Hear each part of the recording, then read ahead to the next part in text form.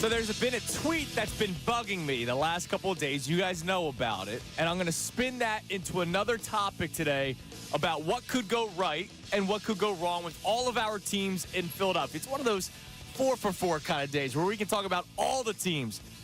But we're also going to focus on one specifically because last night's Sixers game, a horrible way to end it. A big-name player was back. I'm confused by the reaction, I'll be honest.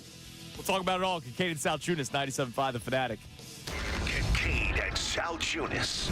John Kincade, Andrew Salciunas. I didn't see fire out of the veterans on that club. I think they tried. No, but I didn't see fire. I wonder how much of it fell on deaf ears.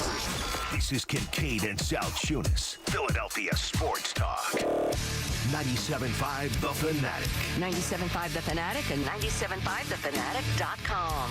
And a good Thursday morning, Philadelphia. I'm Andrew Salciunas with my man, John Kincade. Johnny, good morning. I need an extra iced tea this morning. Yeah, 4.5 hours of sleep. Well, less than that for me because Coop was awake when I got home, but that's fine. Less than that for me because of the drive home. Oh, yeah, that's right. Your commute was longer than mine. I'm right over the long. bridge, so it was a nasty commute, too. But nice and great easy. night with the Fanatic listeners. Oh, awesome night with the Fanatic listeners. Awesome night at the knockout and the Sixers game. Even though the game didn't end the way we wanted it to, it was an awesome experience. So thank you to the Sixers for having us there last night. We'll talk more about it as the show goes on, and we'll get into that Sixers game momentarily. But something I want to open up the show with. So you guys know there's been a tweet that's been bugging me. Yes, this has been in your craw for a few days. Since Tuesday, yes. Right? And we did that show where we talked about the make-or-break year in 2024 for everybody, right? Who is a make-or-break year in 2024? It could be a person, could be a strategy. You talked about drafting all Georgia players Absolutely. on defense, right? It wasn't just picking on one specific person.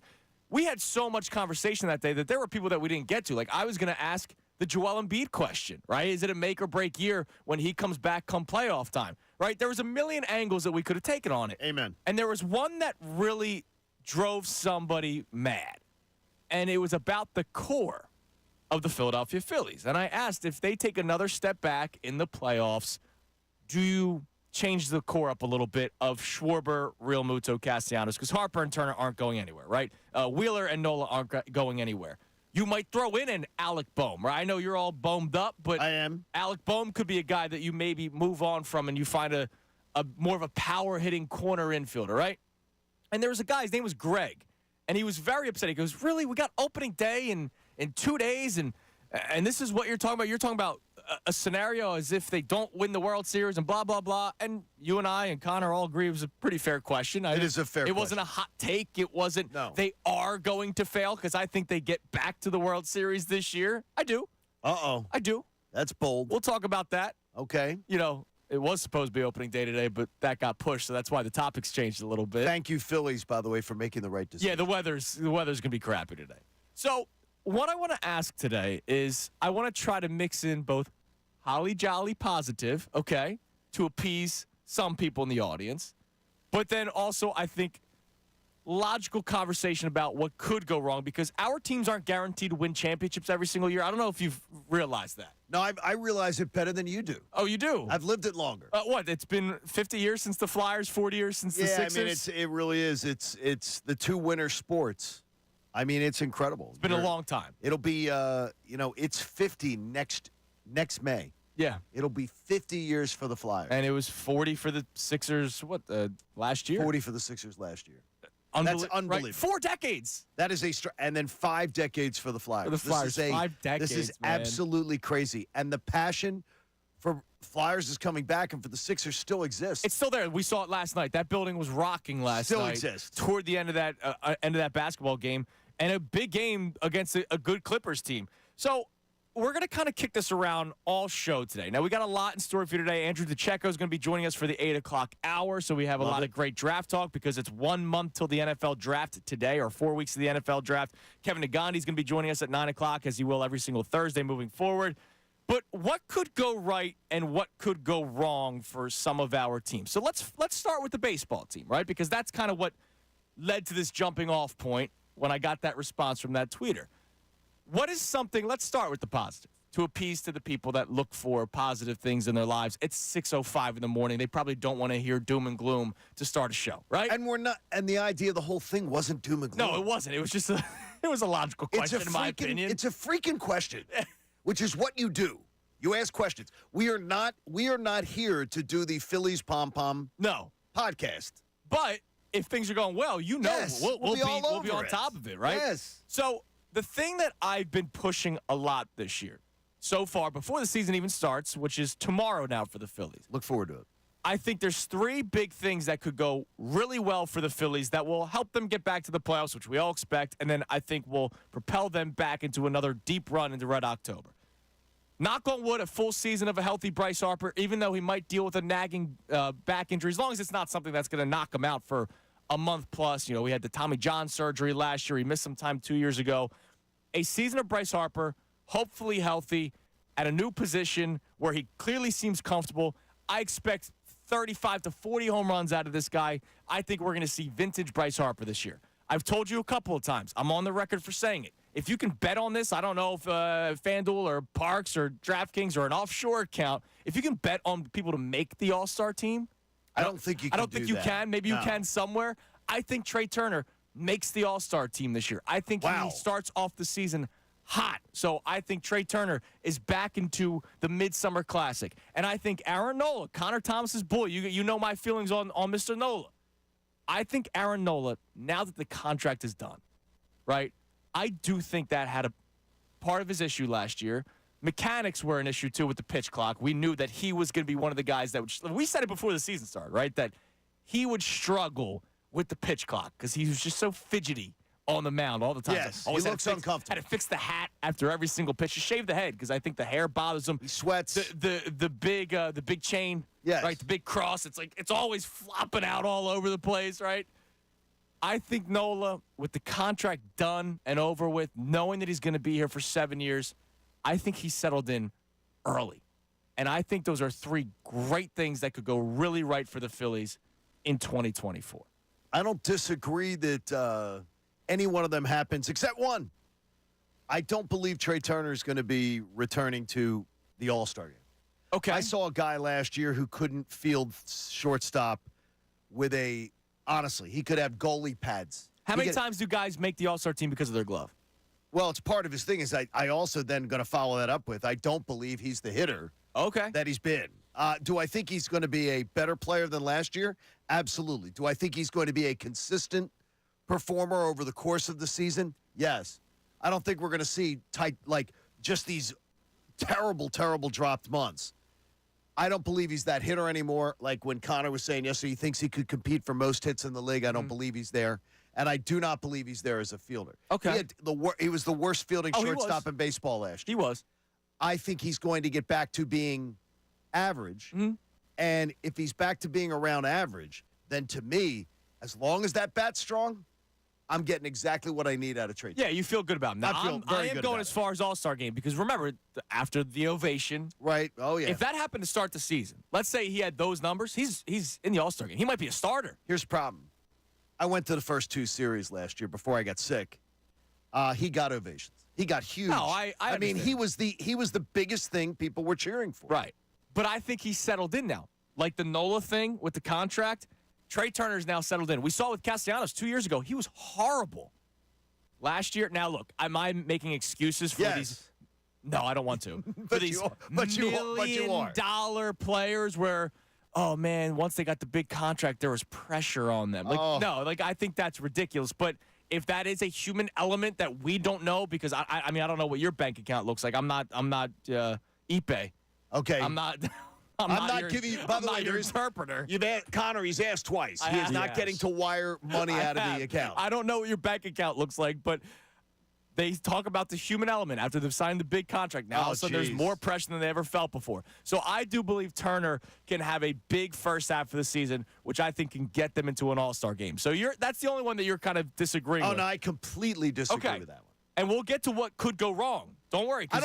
We have to do both sides of the conversation. The thing is clear, though, I want to be clear. There is absolutely nothing that I think is going to go wrong with Trey Turner. Okay. I think Trey Turner will have a year more comparable to what Castellanos did last year. Okay. He'll have some ups and downs. Like after the All-Star break, after playing in the All-Star game, Castellanos dropped off for like 3-4 weeks, then picked up again. I'm not worried about I think Trey Turner's going to impress us. Okay. So you think he'll impress us Yes. and have the year that the All-Star from the team last year had? No. But he won't make the All-Star game. No, a comparable year as far as that he rebounds from his first year because it's so hard to move to another city with your family And make lots of money. and be able to perform. It's so difficult. I just feel It like is you're absolutely describing an All-Star. As somebody who moved to another city and moved without my family, I say get out the freaking smallest violin in America. Well, you also signed and I'll play it for you also signed a $330 million Very contract. similar, right? Exactly. I'm not worried about it. That's why I'm not letting you have access to that bank account. All right, so what could go right for the Phillies this season? I have lots of them. All right, give me two. I'm going to tell you that I believe Alec Boehm. I am boemed up, You're as Boehm- you say. yeah, you got Boehmer, man. I believe Alec Boehm is the best version we've seen of him complete so far. I think his elevation there. The number one is the full year of Bryce Harper and the only thing I'm worried about is that back. But I do believe that Bryce Harper will have his best year at the plate since 2019. Which was the MVP Yes. season. His best year since then. He's not going to have that year. Yeah. But he's going to have his best year since then. Okay. Which is a big one. And I do believe that you are also going to see Ranger Suarez take the next step. So I'm glad you said that because if you didn't, I would have thrown that in there And because it's a perfect transition to the Sixers game from last night. I'm saying 180 for Ranger Suarez, 180 innings. So he becomes a real competent starter. He's stretched out a little bit more. Yeah. He's able to pitch from the beginning of the year. I'll and go pitch deeper from the beginning of the year. I'll go 180 innings for Ranger Suarez. I said this, I think, earlier in the week or last week, and Connor, you and I talked about this last night. He will qualify for a Gold Glove this year, and that's the 180 Love innings. it. That was his biggest issue last year. He would have won a Gold Glove had he qualified. Instead, it went to Zach Wheeler, which that's still pretty cool.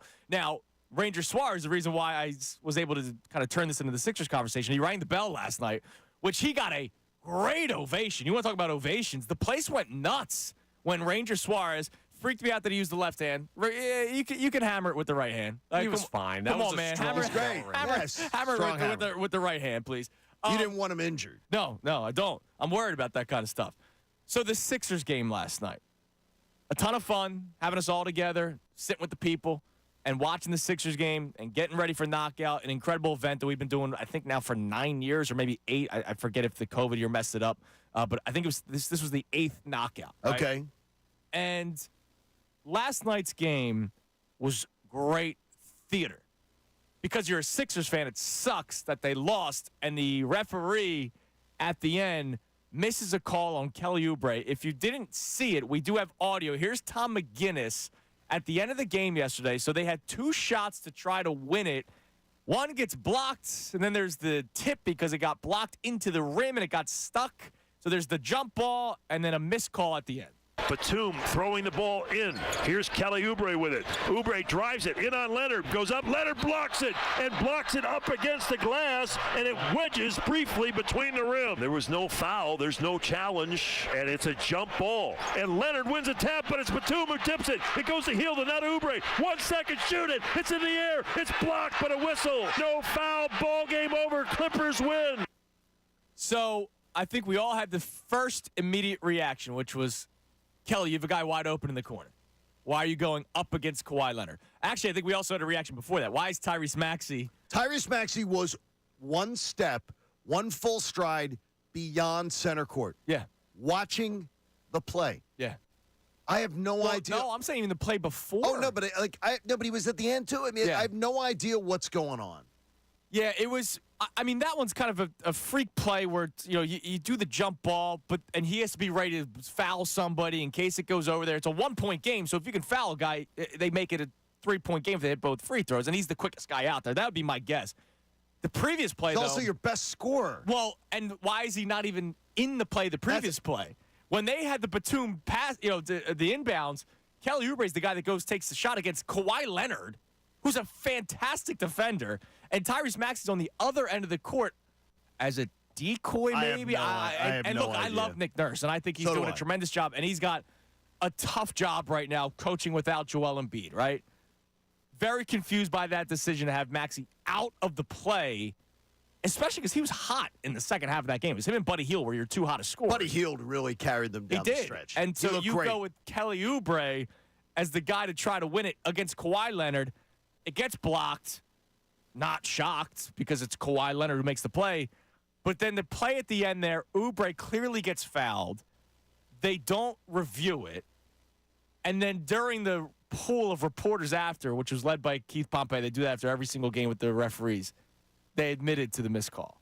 And that freaking sucks. And that loss is a huge one in the race for the playoffs in the Eastern Conference. Magic lose last night, by the way, too. That win moves you into 7th and moves you then within a half game of 6th out of the play-in spot. If you win. If you win, because Indiana lost. Yeah.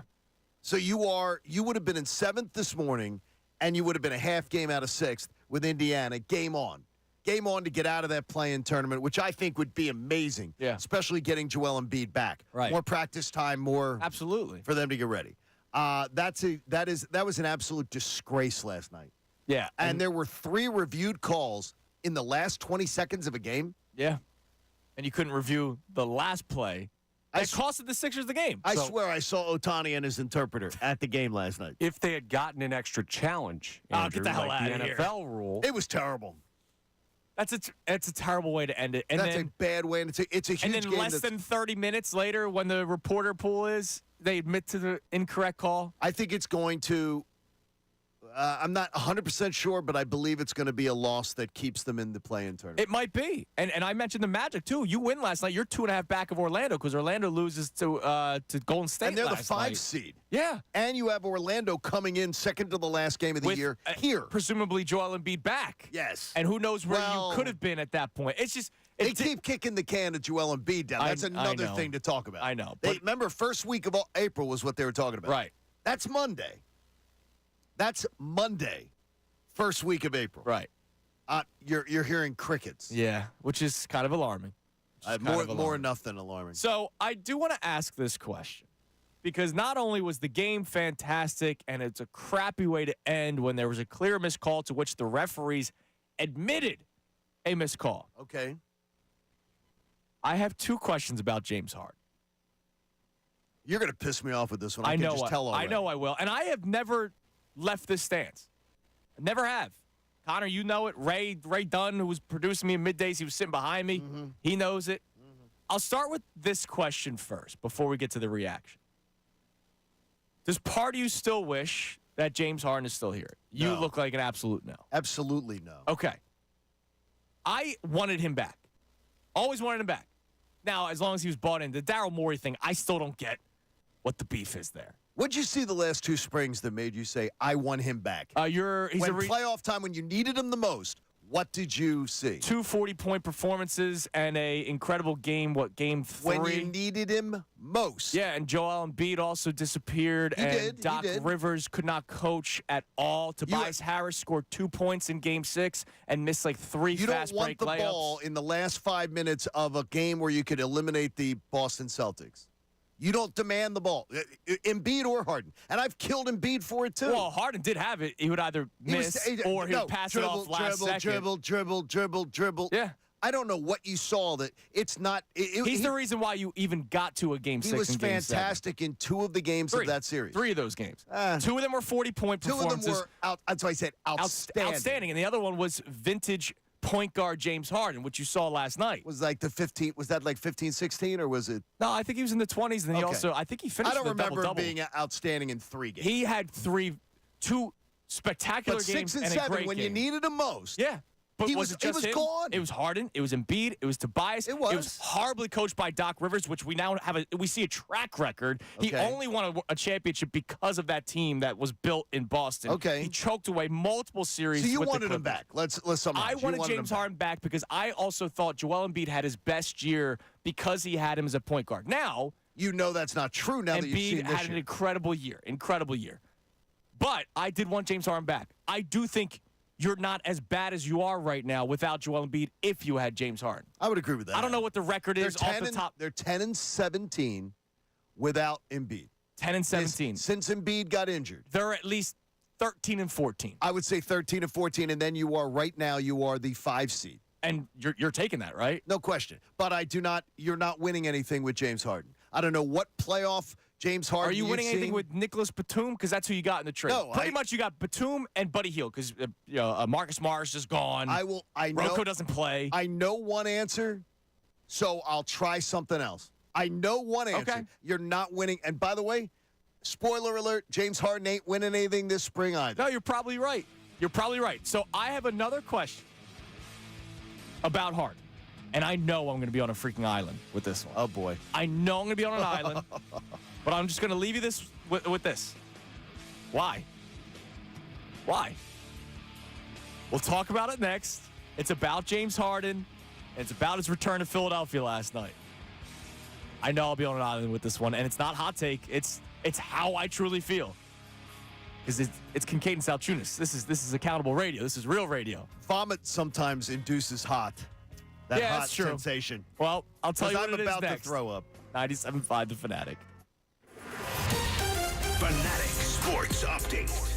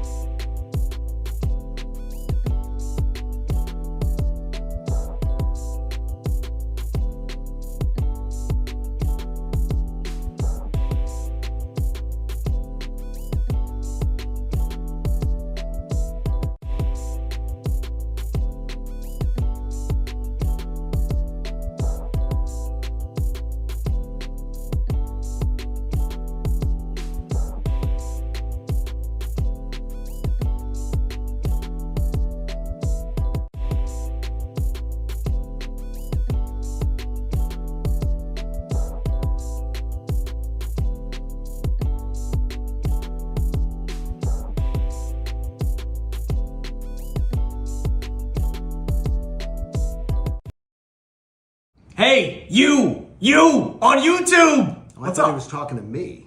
What are you yelling at the YouTube audience? Well, because they're always talking crap about us, so I might as well yell back at them. But you know what they are? They're very loyal. They're very, very loyal. They're all so sweet. They are so sweet. And they all listen every single day, and they watch on YouTube, which is a blessing to us. And we love you, and we thank you for watching us every single morning. And most days we love them. Yeah. Some days we like you. Yeah, but not all days they love us or even like us. No, it depends. So the feeling's mutual. But thanks for watching. We appreciate it. Stay with us. Well, I'm not going to say that I'm going to win, but if I do, it's because I don't care enough. Why am I going to win knockout? Why wouldn't I win knockout? The defending champ right here. Everyone told me last year I wasn't going to win. This year, same story. I didn't get the chance to defend my title last year. I've had this date marked on my calendar for a year now. No one will be more ready than me. That's why I'm winning knockout. I'm not winning this thing. As a matter of fact, I'm probably a first-round outage. All I do know is I'm out to make sure that Ray Dunn does not win Fanatic knockout. If I win knockout, it's because this station is filled with people who are not good at basketball. Why am I going to win? That's why. I'm going to win knockout tonight in my first knockout tournament ever because I have the element of surprise. Nobody knows what I'm bringing, and I'm coming to win. I'm going to win knockout because there just really isn't any real competition around here. I don't think I'm going to win. I'm going to be the only person at the station that's honest about that. Everybody else, 90% of the people that have worked here have been watching bad basketball this time of year for the past, 10 years? Me, myself, I watch Villanova. Go Cats. I have one goal and just one goal in mind, and that is to line up behind Pat Egan and knock his ass out. Dylan, I'm 5'3". I'm not going to win. And I'm okay with that because this isn't my sport. Now, if we ever do knockout with horse racing, y'all are screwed. The NFL product and how it's constantly changing. Is it changing for the good or is it changing for the bad? What have you liked? What haven't you liked? Reaction to Saquon Barkley? Good job, Howie. Cool. Now he just has to outperform DeAndre Swift. Got to get 1,300 rushing yards, 1,200, 1,300, maybe about 500 receiving yards. But here's the best thing about it. It's a kiss move. Keep it simple, stupid. This guy stays on the field almost all the time. I want to run one by you. Okay. The Phillies core. Now, I don't mean Bryce Harper and Trey Turner. Those guys have signed into 2030, right? They're here for a long time. But the core also adds Kyle Schwarber, Nick Castellanos, JT Realmuto. Obviously, you have your young guys, Bryson Stott and Alec Bohm. But the core to me is the free agents, the guy that you're paying big money for, other than Harper and Turner, because they're not going anywhere. It's Schwarber, it's Realmuto, it's Castellanos. I like this Kenny Pickett move. It's one of those low-risk, possibly high-reward type of deals. I think the most realistic path is he develops more here. Another team wants to take a flyer on him, and you flip him maybe for a second-round pick, kind of like they did A.J. Philly back in the day. Love the move. You can't build a team around a Tyrese Maxey. You have to have, he is the great second piece. Really, really good second piece, maybe a phenomenal third piece. But growing into that really good second piece. Hey, you on YouTube. I thought he was talking to me. What are you yelling at the YouTube audience? Well, because they're always talking crap about us, so I might as well yell back at them. But you know what they are? They're very loyal. They're very, very loyal. Yeah, they're all so sweet. They are so sweet. And they all listen every single day, and they watch on YouTube, which is a blessing to us. And we love you, and we thank you for watching us every single morning. And most days we love them. Yeah. Some days we like you. Yeah, but not all days they love us or even like us. No, it depends. So the feeling's mutual. But thanks for watching. We appreciate it. Stay with us. Well, I'm not going to say that I'm going to win, but if I do, it's because I don't care enough. Why am I going to win knockout? Why wouldn't I win knockout? The defending champ right here. Everyone told me last year I wasn't going to win. This year, same story. I didn't get the chance to defend my title last year. I've had this date marked on my calendar for a year now. No one will be more ready than me. That's why I'm winning knockout. I'm not winning this thing. As a matter of fact, I'm probably a first-round outage. All I do know is I'm out to make sure that Ray Dunn does not win Fanatic knockout. If I win knockout, it's because this station is filled with people who are not good at basketball. Why am I going to win? That's why. I'm going to win knockout tonight in my first knockout tournament ever because I have the element of surprise. Nobody knows what I'm bringing, and I'm coming to win. I'm going to win knockout because there just really isn't any real competition around here. I don't think I'm going to win. I'm going to be the only person at the station that's honest about that. Everybody else, 90% of the people that have worked here have been watching bad basketball this time of year for the past, 10 years? Me, myself, I watch Villanova. Go Cats. I have one goal and just one goal in mind, and that is to line up behind Pat Egan and knock his ass out. Dylan, I'm 5'3". I'm not going to win. And I'm okay with that because this isn't my sport. Now, if we ever do knockout with horse racing, y'all are screwed. The NFL product and how it's constantly changing. Is it changing for the good or is it changing for the bad? What have you liked? What haven't you liked? Reaction to Saquon Barkley? Good job, Howie. Cool. Now he just has to outperform DeAndre Swift. Got to get 1,300 rushing yards, 1,200, 1,300, maybe about 500 receiving yards. But here's the best thing about it. It's a kiss move. Keep it simple, stupid. This guy stays on the field almost all the time. I want to run one by you. Okay. The Phillies core. Now, I don't mean Bryce Harper and Trey Turner. Those guys have signed into 2030, right? They're here for a long time. But the core also adds Kyle Schwarber, Nick Castellanos, JT Realmuto. Obviously, you have your young guys, Bryson Stott and Alec Bohm. But the core to me is the free agents, the guy that you're paying big money for, other than Harper and Turner, because they're not going anywhere. It's Schwarber, it's Realmuto, it's Castellanos.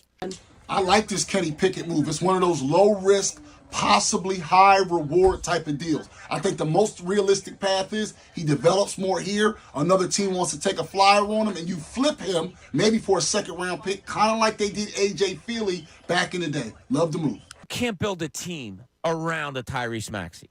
You have to have, he is the great second piece. Really, really good second piece, maybe a phenomenal third piece. But growing into that really good second piece.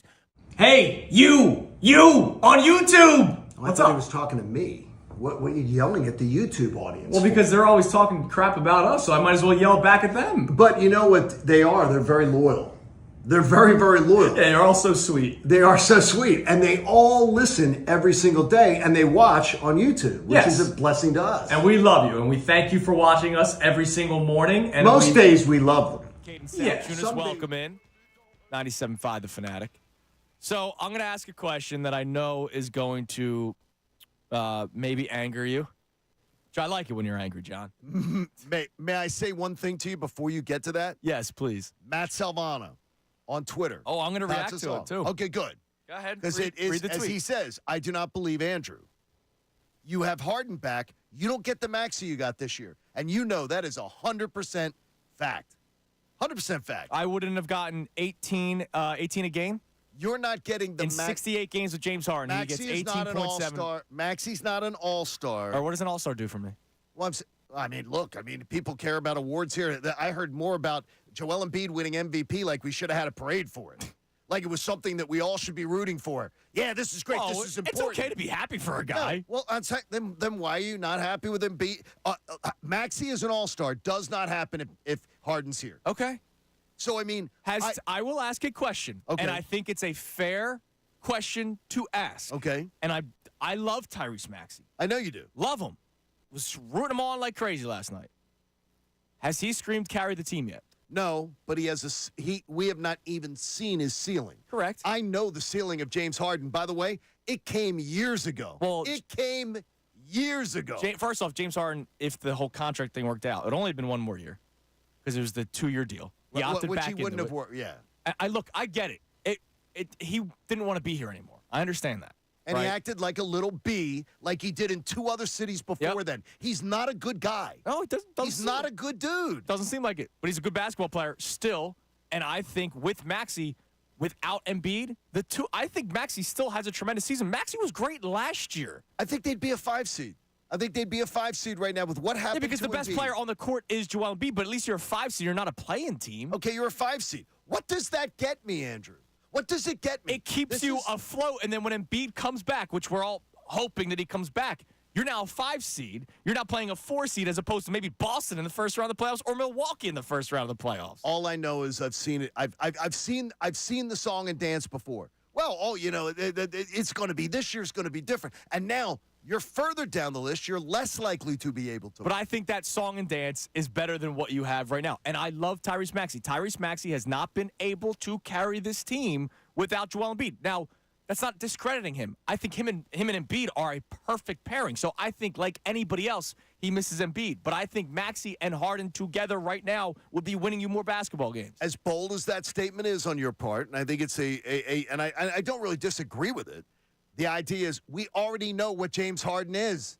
How many times do you have to see it to know he is not a clutch performer when a team needs him? We've already seen it. We want to win a championship. You want to see a championship. We've already the book is already written on James Harden, and there won't be a chapter that totally goes, "Wow, never saw that coming." And I'll go out on a limb and say that one won't come back to haunt me.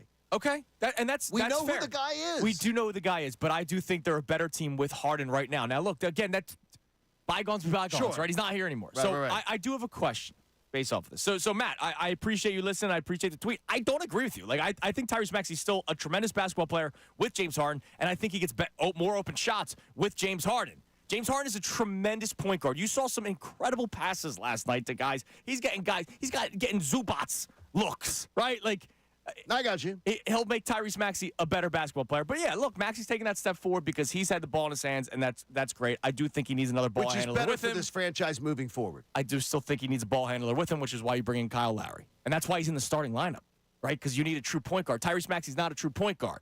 He's not. Okay. James Harden has turned into a true point guard. But what about Harden? So let me play what he had to say after the game first. Because I'm kind of confused to an extent. Here's James Harden after the game, unfortunately, which was a Sixers loss to the Clippers, and he was asked about the reaction by the crowd. What do you think of the fan reaction and all the booing, though? I expected it. I really don't know what it was about, but I expected it. So it is what it is. I don't even know why they were booing. I don't think. If you ask them, they probably don't know why they were booing. With months of perspective now, has anything changed about your feelings about how things? Nah, like it's I guess you look at it in like a whole, like in life, and it's like things that you want or may feel like should happen and they don't happen, and it's like, all right, cool. What's next? And obviously people always have a commentary on it or their side or an opinion just because they're outside looking in. But for me personally, I felt like I did everything I needed to do in the sense of the year prior. Taking myself off the max to help the team get better for this city. And for myself obviously, but to win the championship. So things didn't work out. I wanted to get paid. They weren't talking. So it is what it is. Now you move on. Everybody's happy, life is good, and everybody looking forward. Do you think someday that you and Daryl will patch things up? No. Now, all right, a couple things. A, I don't care about his relationship with Daryl Morey. I really don't. I never wept for him when he, only made 30. What was it? Only 31. 35. Wasn't it? It was like something like that. It was only $35 million. Yeah. So I have not wept for James Harden that he only made $35 million. My question is, why the continuous boo all game? Introductions, fair, right? I think we boo every former player unless there's like a love affair like T.J. McConnell, right? I think we boo every former player, and that's natural, right? I think that happens in any city. I don't think that's just a Philadelphia thing. Did he piss you off enough? I'll ask you, John Kincade, and then I'll ask Connor. Did he piss you enough where, and I don't, you didn't seem like a booer last night. I did a couple times get into it with the crowd, like just to, a little bit of the razzing. Every time he touched the ball, did he piss you off enough for you to boo every single time? No. But what I would say is when I hear his fake crap, like, I did it for this city. Right, it pisses you. I know, I get it. Yeah. You are such a he vagabond. made $35 million. Shut like up. your fat suit in Houston, like button out of Brooklyn and causing your exit there, and then doing it again here. 3 teams in 2 years. I am so tired of his woe is me routine. For God's sakes, he is not a genuine person. No. He's always put upon. It's never James. It's never his fault. I agree with you there. I do not dig him at all. I'm glad he's gone. I'm glad to not root for him and not have to root for him because I already know the ending of the movie. Right. I know it, and I wanted to see something different. But not need to boo all game. Like I don't think he. You don't like him, right? No, you don't not like at him. all. Did he do anything to hurt the Sixers? You don't think he did? You said that you wished he was here. I do wish that he was here. Okay, well then he did. He forced his way out. He quit. He quit on your team. Well, why would you? He wanted more money. No, he quit. And Daryl wouldn't give it to him. He had a contract, and he quit on his teammates. He quit on his teammates. He quit on the city, which he supposedly loved. I did it for the city. You're so full of crap. Did it for the city. You hate James You Harden. did it for $30-some million. So please, zip it and stop with the altruistic nonsense. You did it for yourself, and he quit on you. Why are you defending a guy who quit I'm on not your defending team? a guy. I don't have that visceral reaction where it led to boos every single time. But he quit on you. Like there are, I could probably come up with, before the end of the show, 100 players that deserves more boos than James Harden got. Okay, but he wasn't here. They weren't here last night in that game. No, I get it. In a I get it. Yeah, you know what I mean? In the time and place. Yeah, and I it was his understand first time back. But it did it for me. Like Ben Simmons deserved the boo every time he touched the ball or every time he stood up. Because remember, he didn't even play the first time he came with Brooklyn. He was wearing that stupid Louis Vuitton Boston Bruins sweater, whatever the hell he wore. That cost more money than I own in my life. Connor, did James Harden deserve the 4-quarter boo last night? Not 4 quarters, no. I don't Introduction, I'm cool with it. Yeah, and the first quarter when he touches the ball, Yeah, I'm fine first with time. that. But dying out would have been fine. I'm not as mad at him as John is. Yeah, John's face was getting all red, man. He was fired up. I'm honestly kind of scared. I wish the exit door was right behind me. In fairness, John was like this when he was in the city. Like, John stood on business with this, as the kids say. And I respect that he just doesn't like James Harden as a basketball player and a person. By the way, I was right on James Harden. Well, it's not right or wrong. The guy that I said he was, he proved himself to be. Before he arrived, he proved himself to be when he was here. Embiid disappeared. Doc disappeared. Yes. Tobias Harris. Okay. No. Not only that, the way he conducted himself on the way out of team, that he forced his way out of which here. It's happened multiple times. You're right. It's criminal that we don't. I know Tobias Harris gets a lot of heat in this city as it is. does. It's criminal that he doesn't get more heat for Game 6 last year. Absolutely. 2 points. Terrible. 2 points. 1 of 7, I believe it was. And then I had to hear the whole, man, you don't know how hard it is to guard Jason Tatum. Like, you missed open layups, fast breaks. And yet, look, Harden and Embiid disappearing the final 5 minutes was horrible. But Harris disappeared for 4 quarters. Okay. And it doesn't get talked about. No, not at all. Because you know what happens in a Game 6 at home when you have a chance to beat the Celtics? You are not saying, I hope Tobias Harris leads us to victory. You're saying, Joel Embiid, James Harden, you're the stars. Lead us to victory. So pointing to Tobias Harris, we know what he is. Again, we know what he is. You're not counting on him to help you pass the Celtics. No, you're not. Now, again, another tweet. This is from, I love it, second-round Sixers. He says, wait a minute, there may be a little bias with that account. No, but he says, I can hear the sarcasm in the tweet. Yeah, you're right, Andrew. Harden is such a great point guard that he barely split a season series with the Embiid-less Sixers. I get it. He wasn't the problem last night. Like, it was Kawhi couldn't hit a shot. The Sixers should have won last night. They should have won. It sucks how it ended. They also blew a lead. Like I saw Mo Bamba play a game that I haven't seen him play. They should not have lost that game last night. Referees aside, that final play aside, they shouldn't have blown the lead the way that they blew the lead. And that's a good Clippers team, though. So, look, I get it. I know that I'm on an island. Oh, you are completely on I know it. But this is not take. No, it's not. No, it's not. Let me be a contrarian. This is how I truly feel. I do believe that he is a tremendous point guard in the NBA. I do agree with you that he disappeared in the final 5 minutes of Game 6, as did many players.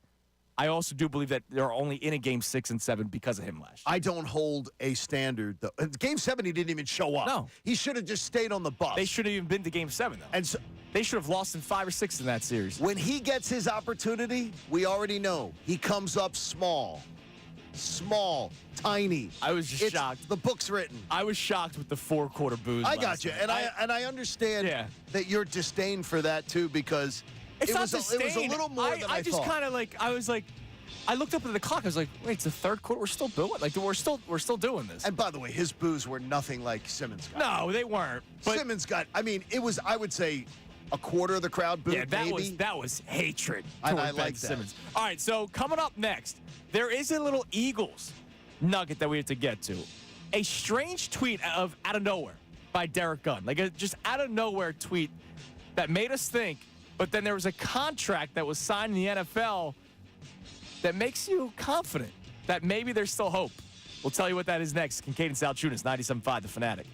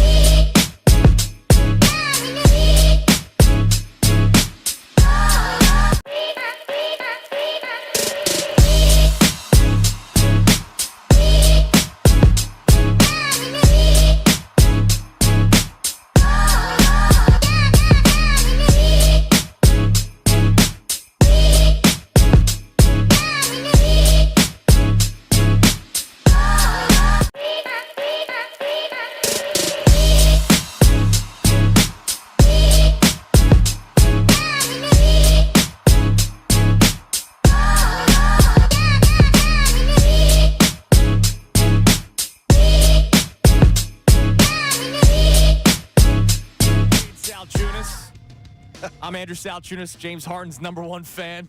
It seems that way. I'm the biggest James Harden fan ever, according to the first 45 minutes of today's program.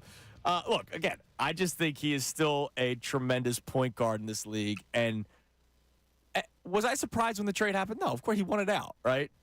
I do still wonder what this team would look like with him on the floor, especially with the Embiid thing. Because here's the deal. You knew, this is what sucks about Embiid every year. You knew at some point he was going to miss time. Okay. Right? So I wonder if there's ever a thought process in the back of the mind of the Sixers going, all right, we should probably get somebody knowing that Embiid's going to miss time. Kind of like the Eagles when they drafted Jalen Hurts, right? We have to draft a backup quarterback because we know Wentz is going to get hurt. Okay. And so it's great that Maxey's getting this chance to be the guy, and he has played well. It just hasn't led to as many wins as you'd hope. More than well. Yes. But he's an all-star this year. Yes. He's an all-star this year. He has emerged to a new level in his career. I think he still could have been a tremendous basketball player with James Harden on this floor. Well, I don't think anybody's going to argue that with you. Yeah, he averaged 19 a game last year with James Harden. But you needed to see Maxey take it's better for this franchise. Yes, moving forward. I agree moving to have forward. Harden out of here. Yes. It's better. But it would be better for the team right now to have him. At least I still believe that. Now, we're going to move on from the Sixers for a second. And we'd love to get your input on 610-632-0975, either on the phone lines or the text line. Because, look, I know I'm on an island here. Rip me all you want. As I said, John and I were just talking about this during the break. I can go toe-to-toe for 4 hours on this James Harden thing. Because it's how I truly feel, right? Like, you're not getting any bull from me. He's passionate, folks. So, does part of you think about if Harden was still here? You don't even have to say wish. Do you think about it? Just like, what would it be like if Harden was still on this team? But the boos last night, I'm cool with the introduction. I think it's everybody that used to play for a team in Philadelphia gets the boo the first time they come back if they leave on some sort of weird term, right? Was it a bit much all 4 quarters? No. I mean, I wouldn't participate in something like that for 4 quarters. For 4 quarters, I think it was a bit much. But he did exactly what Ben Simmons did. He quit on you. Different. He quit. The bottom line is he quit on his team. I think Ben Simmons was much more there worse are degrees, situation. but they both quit on the team. That's the bottom line. Okay. You can talk about degrees all you want. They both quit on this city, on this fan base, I think it's a little bit different. Yeah. No. It is different. They both quit. We could both go speeding down the highway, but I could be going 80. You could go 100. No, there's no question. One guy could do 100. One guy could do 85. We're both speeding. You're both speeding. They both quit. To be a quitter, and by the way, the third team he quit on in 2 years. This is not a good dude. This isn't a guy you want around your franchise. Even though every young player always speaks highly of him. Yeah, exactly. Because of his legendary status, of his stats. Well, and he works well NBA. with young players. Yes. That's been talked about by a million players in the NBA. His stats in the NBA are great. And you know what they do for the franchises he's with? Produce nothing. Oh. Nothing. Stats. He's got stats. It wasn't just him in Brooklyn. It was also Durant and Cuckoo Kyrie. Yeah, well, hey, that was a weird situation. Kyrie seems to be doing pretty well in Dallas. With Dallas, with Luka. Yeah, and how long that will last, I don't know. Well, yeah. It's not like the Clippers aren't playing well. They are playing well. They're okay. I mean, they're playing well. They're okay. The playoffs will be They're going to be like a 50. They're going to be like a 50-win team. The playoffs will be very interesting. All right, so let's move on for a second. So last night or yesterday afternoon, it was 2:02, just out of the blue. D. Gunn puts out a tweet. Derek Gunn, who I love. Hope his connection with his phone gets better and we can talk to him soon. Eagles are still deciding on what to do about the Hassan Reddick situation.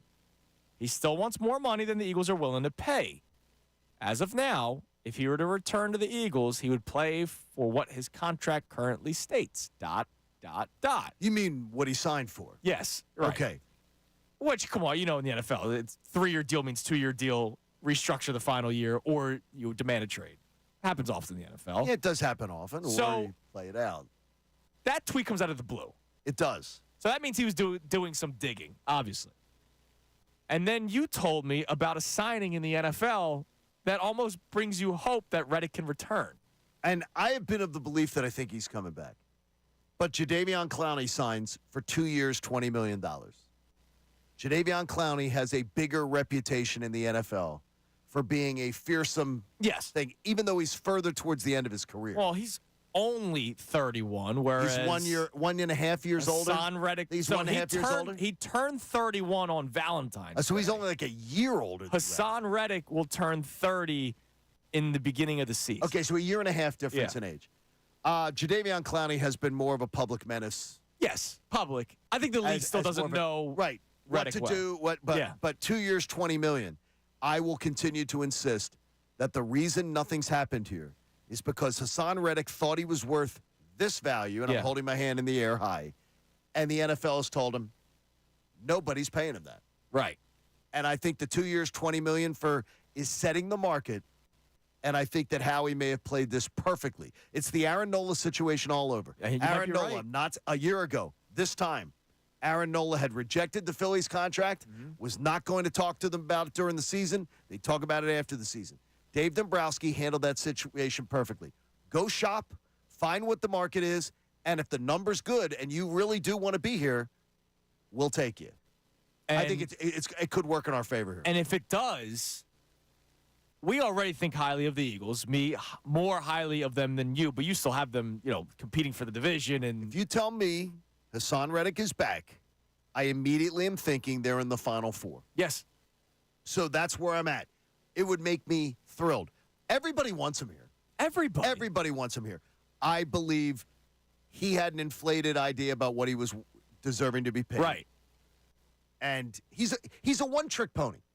It's a great trick. It's a great trick. But it's a one-trick pony. Yeah, because he's not really great against the run. He doesn't set the edge all that well. And clearly not great at dropping back into coverage, which was stupid of Matt Patricia. I agree. I'm not ripping Hassan Reddick for not being able to drop back in coverage when he's a double-digit sack guy coming off the edge. He is fantastic. That was dumb of Patricia. I want him back so badly. And I do believe I believed it was going to happen, and I'm still holding out hope that it's going to happen. And the maybe 2 years, $20 million. Maybe they still restructure something to throw him a bone, but D. Gunn says if he comes back, it's on this current contract. And by the way, Hassan Reddick would be due to make $15 million this year. $5 million more than Jadeveon Clowney under his current contract? That's true. I got to tell you, he's not – I don't know that he's $5 million better than Jadeveon Clowney. It's just fascinating that it's taken this long. And I wonder if the longer, the better. It is. Let's let this play out. And Hassan, we hope you are here. Yeah, we all want you. Everybody and he wants you to be here. He and wants, I think so. And he he wants said the more right money, thing. and I get it. Go get your bag, man. No, absolutely. But if the market doesn't play out, the market doesn't play out. But is he worth $5 million more this year than Jadeveon Clowney? Sure. On his current contract? He's a year and a half younger, Johnny. Yeah, that's it. The scary 30. That's all it. right. So we'll reset the show coming your way next. Now, we also have to have some fun because last night was a fun night despite the Sixers' loss. We had Knockout. So we'll give you a little recap of what took place at Knockout last night. But more on this Harden thing. I told you I could probably come up with 100 players that were more boo-worthy. I do want to get your answers on that, okay? Players that were definitely more boo-worthy than James Harden. And I'm cool with the introduction boo. It's just I thought it was a little. I'll be honest. I thought it was a little much. Now I'm not crying for the guy. He probably didn't lose sleep over it. He had his heart and wines and went to one of the clubs. He was at the strip club. Yeah, he went out afterward, right? He probably saw some of his favorites from when he was here. He probably didn't weep over it. I just wondered why. And it was an actual thing that I said out loud during the game last night. I was like, we're still doing this? It's Kincade Salciunas, 97.5, The Fanatic. Fanatic.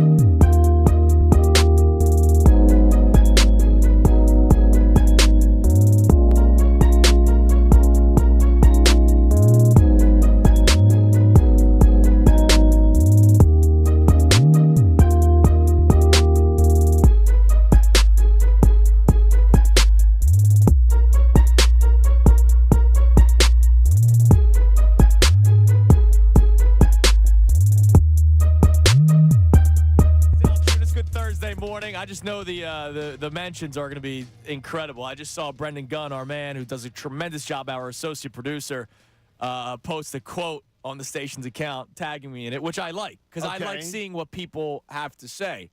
I just know some people are going to take this way too far after they read, quote, I did want James Harden back. I do think you're not as bad as you are right now without Joel Embiid if you have James Harden. I just know what the responses are going to be. If anybody is arguing your point, though I vehemently disagree with you on Harden, if anyone argues that point with you, they're just trying to argue. Yes, or they just hate James Harden straight up. This team would absolutely, even I, who cannot stand James Harden or his game, to me, I absolutely agree with that statement of yours 100%. Yeah, and as you mentioned, so their record, is this updated? Their record is 13-26, it looks like, without Joel Embiid. No. That's the whole year. The whole year. Since he's been hurt. Oh, since this stretch. 10-17. Okay. I heard that last night. And on I the said, broadcast. 13-14 during this stretch if James Harden. I'm not saying they're 3 more wins. I'm not saying they're undefeated with James Harden. 3 more wins, they're the 5 seed.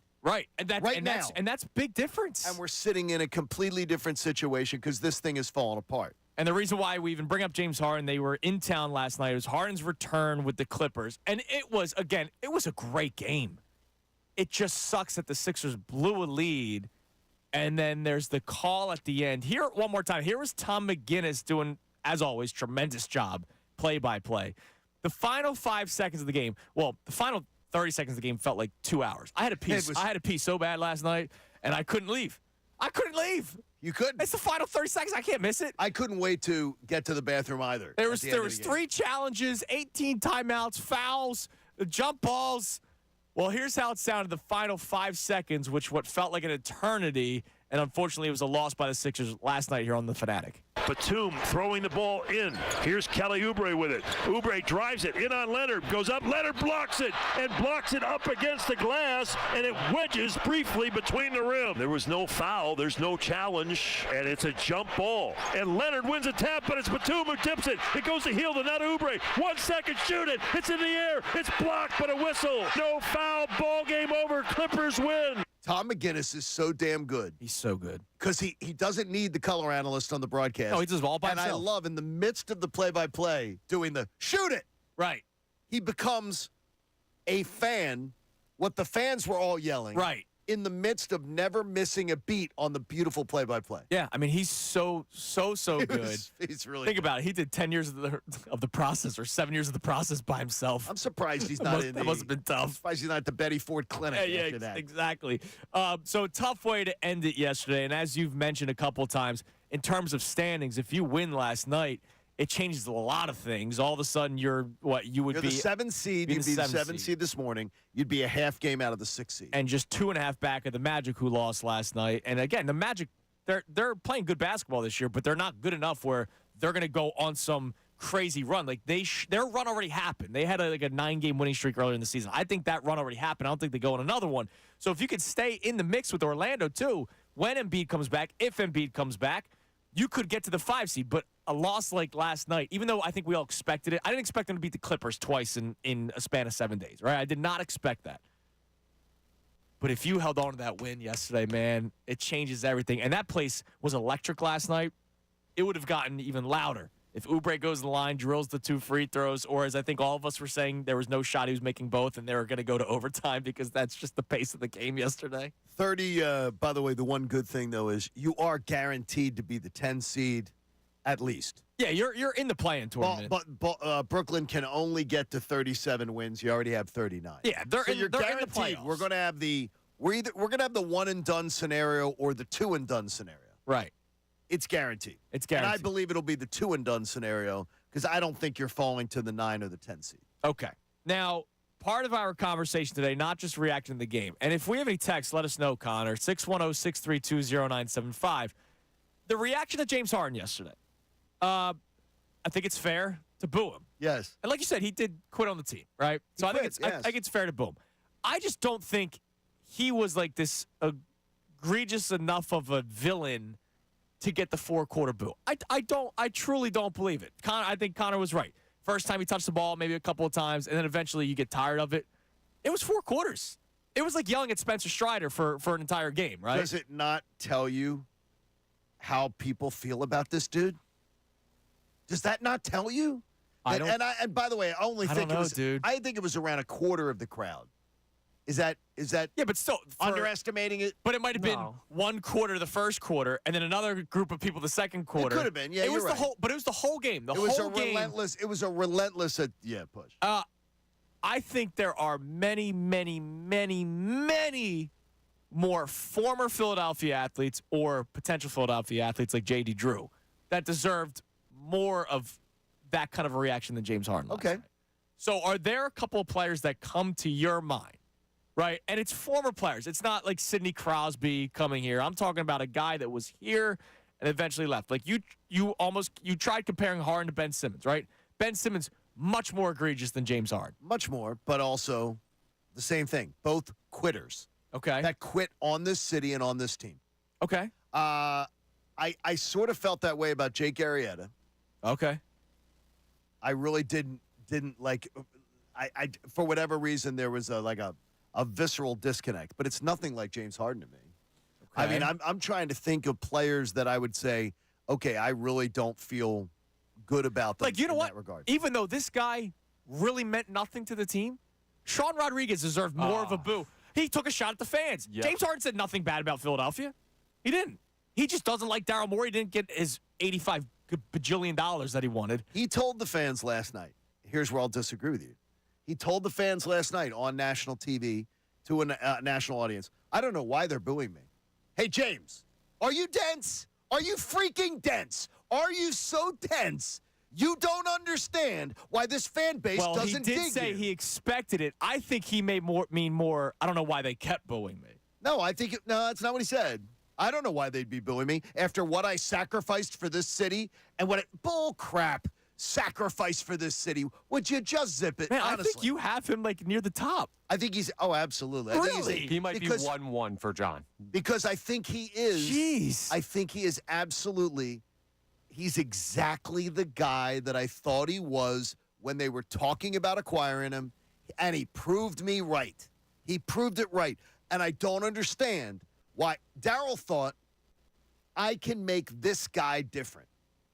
Every man or woman who has dated the crazy person thinks it'll be different with me. Well, And I it mean, never but then is. again, were you anti the trade? You traded a guy that wasn't playing. No, I got you. But there were other players that you had opportunities to trade for. Halliburton's the other name that's been out there, and it's still confusing as to whether or not they were actually in on him. Yes, I would have absolutely preferred to do that, and they could have done that earlier if you believe that was. And all I'll say is that Tyrese Halliburton's leading a team that's a 6th seed in the Eastern Conference.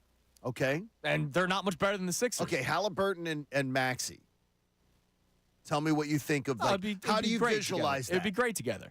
But Okay. that's now two ball dominant guys. I got you. Whereas James Harden's more of a point guard. Nick Nurse can find a way to deal with that and find a way to work with that. I think he'd be able to find out a way to work with James Harden and Tyrese Maxey. If Halliburton was here, I don't believe you'd be a 5 seed. I think you'd be higher than a 5 seed. I think you'd be right there in that 4 seed, 3 seed. I don't know how Halliburton and Maxey work together. Well, you have to consider they're both named Tyrese, so that could get confusing. Is that what's going to help? Tough. Oh, it's what's going to hurt them. Tyrese wants the ball. Can you think of a player, Connor, or a couple of players that deserved more of the reaction than James Harden got last night? Because I'm still astonished that it was 4 quarters of it. It's honestly hard because you don't see that many guys force their way out of here. Even if it's not forcing their way out, it's if they said like Chauncey Gardner-Johnson, if he played against the Eagles last year, he would have been booed and probably deservedly louder than James Harden because he literally called us obnoxious. And I know everybody's like, let's wrap our arms together. They didn't give him a contract, and he wanted to be here. Right. But when he compare. No, but when he takes the shot at the Philadelphia fans, which was real, if they play, let's say the Lions came into the link last year. Oh, they would have booed him. And Chauncey Gardner-Johnson gets announced, he would have gotten booed because of the shot that he took at Philadelphia. But you say that's more deserved than Harden, and I laugh at that. No, it's not. I think it is. He took a shot at you. He took a shot at Connor. James Harden just, all right, I'm not getting paid. I'm going to leave. Chauncey Gardner-Johnson wanted to be here. Yes, he did. And his agent screwed up. And then the fans of because people in his generation worry too much about 280 characters from anonymous people. He responded to them. He let them get in his head. He did. That is a problem for him that hopefully he puts away. Oh, I hope so, too. As I say to A.J. Brown, put the damn phones down once in a while. Absolutely. It's okay to not have your head in your phone. Yes, I agree every with you. minute. So Chauncey Gardner-Johnson, I think, had a bad moment. They get a bad moment with the fans. And by the way, Which he also had his, he he also took a had his- direct shot. He also had his car. Yeah, but he wanted to be here. He didn't ask to leave. He didn't push his way out. James Harden said he wanted to be here. He just wanted more money. Exactly. 610-632-0975. We have a text. We'll get to that in a second. Let's go to Mike in South Philly. What's up, Mike? Hey, I think that Ben Simmons definitely got more hate from me. Like that doesn't even compare to James Harden. James Harden gave it his all. Yeah, he wanted to get paid, as all athletes nowadays want to get paid. So I don't really. Yeah, he's not the first guy that wants more money. Wait a minute. First of all, no one on this show said that James Harden was as bad as Simmons. So that wasn't even in. Said that. No, I didn't. No, I didn't. What I said was they both were quitters. They both quit on the team.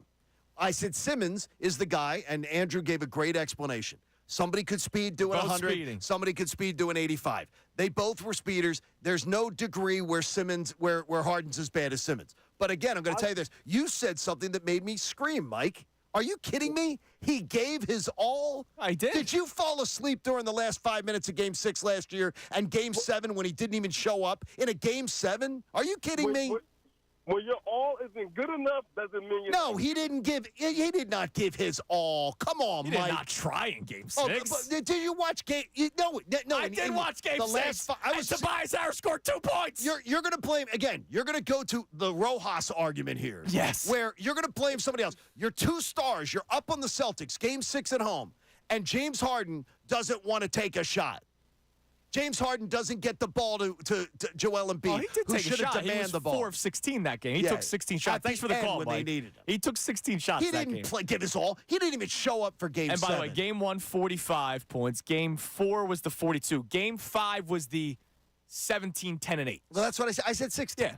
And I told you. So he had a but good that's game. not it. That was not an outstanding game. It was a very good game at the time because Joel Embiid was the guy that led the he team. had 2 games in that series where he was vintage. Yes. Harden. And it's the only reason why But you you know even what- went that deep into the series. You know where you don't see vintage Harden? Game 6 and Game 7 when everything was on the line. So you could make the case. You could make the case that is vintage. Why isn't that on Embiid? If Harden's going to give you 2 games in that series, why isn't it on Joel? Connor, I do blame Joel Connor, Embiid. I put it on Embiid first. Okay. Harden second. Right. And but the love affair with Joel Embiid doesn't allow you to be critical. You talk about that. Don't take shots at Joel Embiid. Oh no, people took shots at Joel Embiid. Joel Embiid. Oh my dude, people wanted to blow up the team and start over. Yeah, they were saying trade him. They were saying trade him, start over. Tyrese build around time. Everybody. I have emails. I have texts. I have calls. Wait a minute. We have different audiences. They were saying trade him. You're listening again. You're being A.J. Brown. You're listening. 17% of people are on Twitter.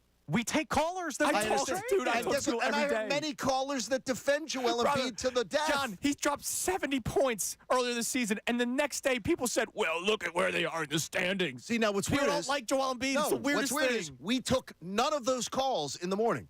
None. Different audiences. Nobody after the 70 points was saying they were celebrating Joel Embiid, talking about how amazing it was. So what you're saying is the audience from 6 to 10 loves Embiid. The audience from 10 to 2 hates Embiid. No, I also think that there is that people play to a narrative. Okay. Because I don't believe for a second the majority. I put in that building last night. I could have caught 200, 300 Joel Embiid shirts. This city loves Joel Embiid. Nobody was like run him out of He's town. the most after disrespected that. athlete in Philadelphia. Most disrespected athlete in Philadelphia. I've been saying it over and over again. I'm not gonna. I don't have an argument for you to disagree. The day he leaves, this team is gonna go down the toilet. How about this?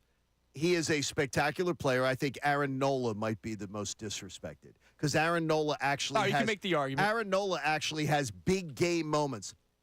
A list of them where he came through in this city and did things to get them where they want to go to get close to a championship. You can make that I argument. think Aaron Nola to me seems a little more egregious. But I get you. I get you. They're both up there. But anyone tells me James Harden gave it his all. You didn't watch Game 7. You didn't. No, Game 7 he didn't. He did Nobody nothing. Did. He did nothing. Nobody. Tobias actually was the only guy that did do something in Game 7. I believe that Hubie, it might have been Hubie doing that game. I believe he was called They look disinterested. Oh, yeah. The whole team. The whole team. Now, what's the text we got, Connor? Well, we got a couple checking in on the players that they're putting ahead of Harden. Okay. They're putting in that conversation. Yeah, So if we can come up with a list, that'd be great. someone's got T.O. here. Not for me. In the conversation? No. Remember, ended up in Dallas. I That's think gotta at play. the time, I get it. But now that we know the story. He played on a broken leg 6 weeks after breaking his leg, and he was the Eagles' best player in the Super Bowl. Anybody making a James Harden comparison with T.O. is absolutely ridiculous. But I think we now know more of the story, and now everybody blames Five for that and not T.O. But I think at the time, again, T.O. every time he touched the ball for 4 quarters probably deserved to get a boo, especially when he was on the Cowboys.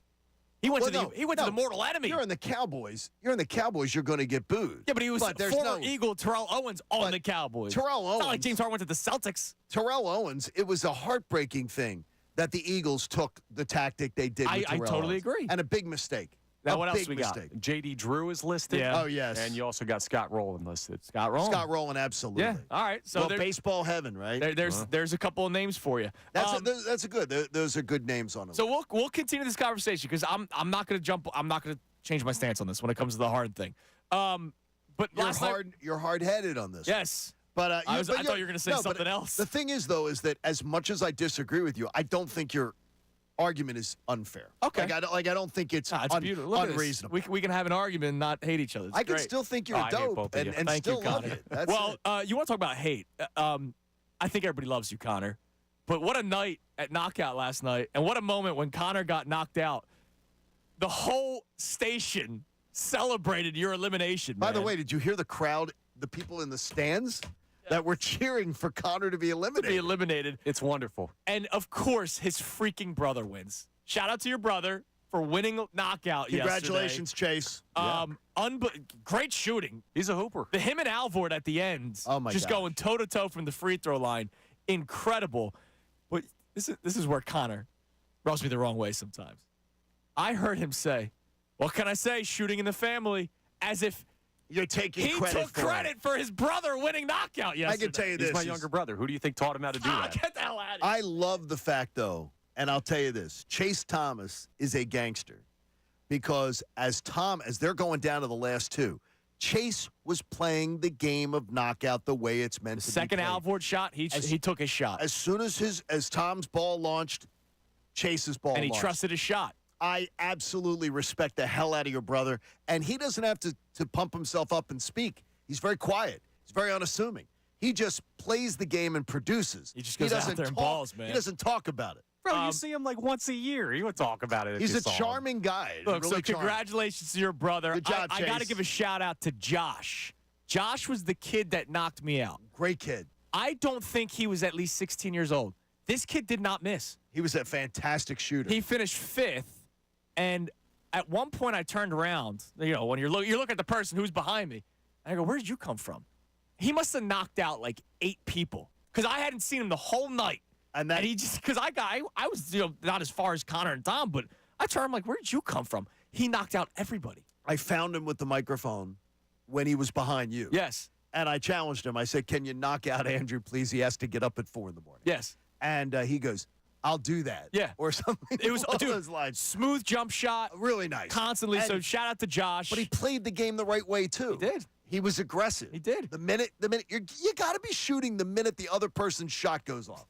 Yes, And, you're right. And it was excellent. Usually people wait. Like I like to wait to give the people the time in front of me. Oh, you're too nice. That's all right. too much. So, coming up next, based off of last night or something from last night happened, I put out a Twitter poll, John, and I'm going to ask you if it's skewed or not. Okay. But it has to do with me and another member of this radio station. All right, so I'll run that poll by you, okay? Because I know you're a big fan of it. Also, we have some great Phillies audio to play from you. Matt Breen was on with Bob yesterday. Jason Stark, the Hall of Famer who really knows his stuff, was on with the best show ever. Tim Kirkchin already gave you a different answer. Jason Stark, the Hall of Famer that really knows his stuff, was on with the best show ever yesterday. A couple of Philly stuff that we're going to play for you because we're now 1 day away, unfortunately. 1 day away from opening day for the Fightins, and some incredible stuff said on the station yesterday that we're going to react to, and you almost broke a cardinal rule. Or a golden rule. You almost did the show before the show. Uh-oh. That's how passionate you were about these clips. It's Kincade Salciunas, 97.5 The Fanatic. Hey, you on YouTube. I thought he was talking to me. What are you yelling at the YouTube audience? Well, because they're always talking crap about us, so I might as well yell back at them. But you know what they are? They're very loyal. They're very, very loyal. Yeah, they're all so sweet. They are so sweet. And they all listen every single day and they watch on YouTube, which is a blessing to us. And we love you and we thank you for watching us every single morning. And most days we love them. Yeah. Some days we like you. Yeah, but not all days they love us or even like us. No, it depends. So the feeling's mutual. But thanks for watching. We appreciate it. Stay with us. Well, I'm not going to say that I'm going to win, but if I do, it's because I don't care enough. Why am I going to win knockout? Why wouldn't I win knockout? The defending champ right here. Everyone told me last year I wasn't going to win. This year, same story. I didn't get the chance to defend my title. Last year, I've had this date marked on my calendar for a year now. No one will be more ready than me. That's why I'm winning knockout. I am not winning this thing. As a matter of fact, I'm probably a first-round outage. All I do know is I'm out to make sure that Ray Dunn does not win Fanatic knockout. If I win knockout, it's because this station is filled with people who are not good at basketball. Why am I going to win? That's why. I'm going to win knockout tonight in my first knockout tournament ever because I have the element of surprise. Nobody knows what I'm bringing, and I'm coming to win. I'm going to win knockout because there just really isn't any real competition around here. I don't think I'm going to win. I'm going to be the only person at the station that's honest about that. Everybody else, 90% of the people that have worked here have been watching bad basketball this time of year for the past, 10 years? Me, myself, I watch Villanova. Go Cats. I have one goal and just one goal in mind, and that is to line up behind Pat Egan and knock his ass out. Dylan, I'm 5'3". I'm not going to win. And I'm okay with that because this isn't my sport. Now, if we ever do knockout with horse racing, y'all are screwed. The NFL product and how it's constantly changing. Is it changing for the good or is it changing for the bad? What have you liked? What haven't you liked? Reaction to Saquon Barkley? Good job, Howie. Cool. Now he just has to outperform DeAndre Swift. Got to get 1,300 rushing yards, 1,200, 1,300, maybe about 500 receiving yards. But here's the best thing about it. It's a kiss move. Keep it simple, stupid. This guy stays on the field almost all the time. I want to run one by you. Okay. The Phillies core.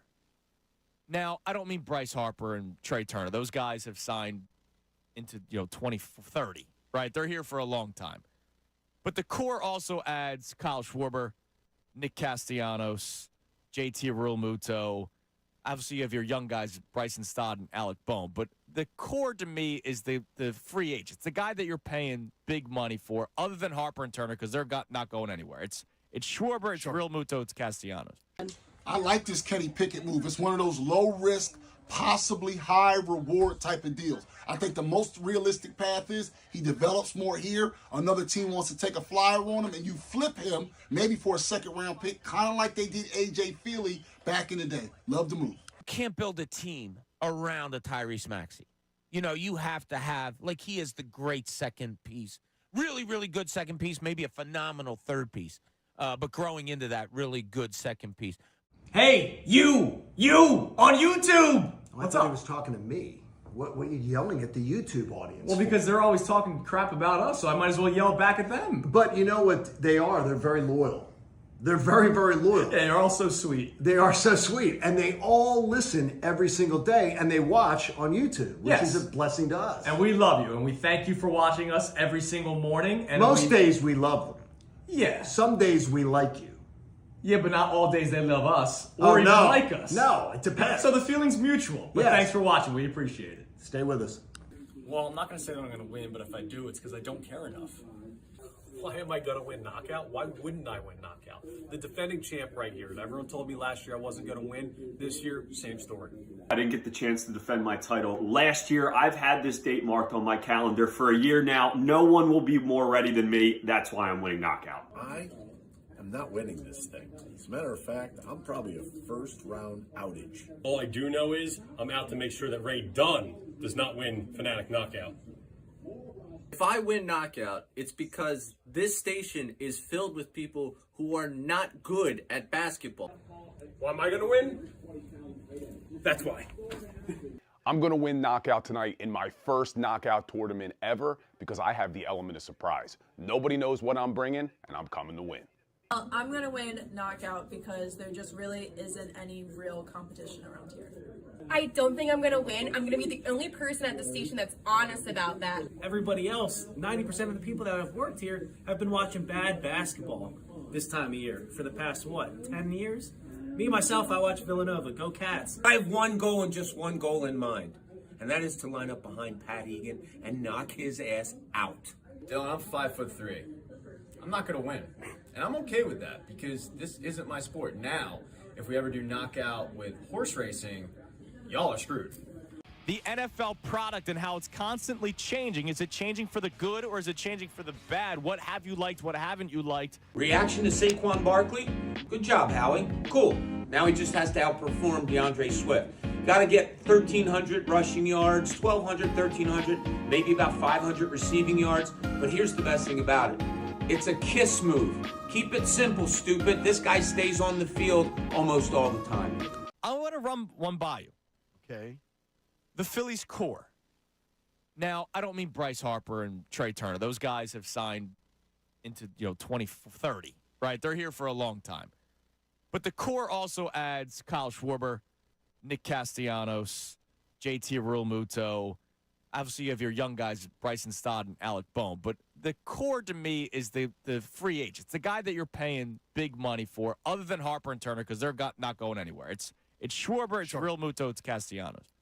I like this Kenny Pickett move. It's one of those low-risk, possibly high-reward type of deals. I think the most realistic path is he develops more here. Another team wants to take a flyer on him, and you flip him maybe for a second-round pick, kind of like they did A.J. Philly back in the day. Love the move.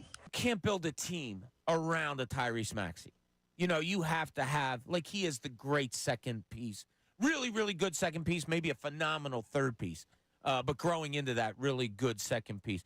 Hey, you on YouTube. I thought he was talking to me. What are you yelling at the YouTube audience? Well, because they're always talking crap about us, so I might as well yell back at them. But you know what they are? They're very loyal. They're very, very loyal. Yeah, they're all so sweet. They are so sweet. And they all listen every single day, and they watch on YouTube, which is a blessing to us. And we love you, and we thank you for watching us every single morning. And Most days we love them. Yeah. Some days we like you.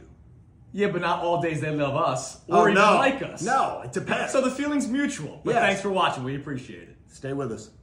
Well, I'm not going to say that I'm going to win, but if I do, it's because I don't care enough. Why am I going to win knockout? Why wouldn't I win knockout? The defending champ right here. Everyone told me last year I wasn't going to win. This year, same story. I didn't get the chance to defend my title last year. I've had this date marked on my calendar for a year now. No one will be more ready than me. That's why I'm winning knockout. I am not winning this thing. As a matter of fact, I'm probably a first-round outage. All I do know is I'm out to make sure that Ray Dunn does not win Fanatic knockout. If I win knockout, it's because this station is filled with people who are not good at basketball. Why am I going to win? That's why. I'm going to win knockout tonight in my first knockout tournament ever because I have the element of surprise. Nobody knows what I'm bringing, and I'm coming to win. I'm going to win knockout because there just really isn't any real competition around here. Audio for you momentarily about the Phillies, which almost led to John breaking a golden rule of doing the show before the show. It really impacted you as much as it did. It did. But I put out a poll last night, which I know you love. There's nothing better than a poll that, 80-something% of people on Earth that can't have a chance to answer. Tell me whether or not this poll is skewed. Okay, how did you word it? Let me hear. Just got at Ricky Batalico out in knockout. The question now is, who is the better athlete? It's not skewed. It's stupid, but it's not skewed. So you can't rip me for my stuff and then tweet that. Ricky. You want to know what the results are? Yes. Ricky Batalico, just 50.8 to my 49.2. The people are speaking. Wow, that I am just as athletic as a former Major League Baseball player. I'm going to tell you this. Ricky had a burst of emotion when he was eliminated, and he is the only participant that chucked the ball 7 or 8 rows up off the court all the way across the court into the stands. I will also say he's the only participant that could do that and not get reamed out. Yes, That's and true. everybody just. If Connor did Oh my God, I would not work here another day. He was There'd just be a mob stamping me to death. and Ricky looked fired up. Yeah, he was fired up, I man. think he was staring at everybody as if we were all Barry Bonds. And look, hey, I had to do the dirty work. You did. Had to knock him out, man. It had to happen. That's the game. That's the game. That is. All right, so yesterday, Matt Breen joined our man Bob Cooney, Jason Stark, Mr. Hall of Fame baseball reporter who knows a lot of stuff about baseball. He joined the best show ever.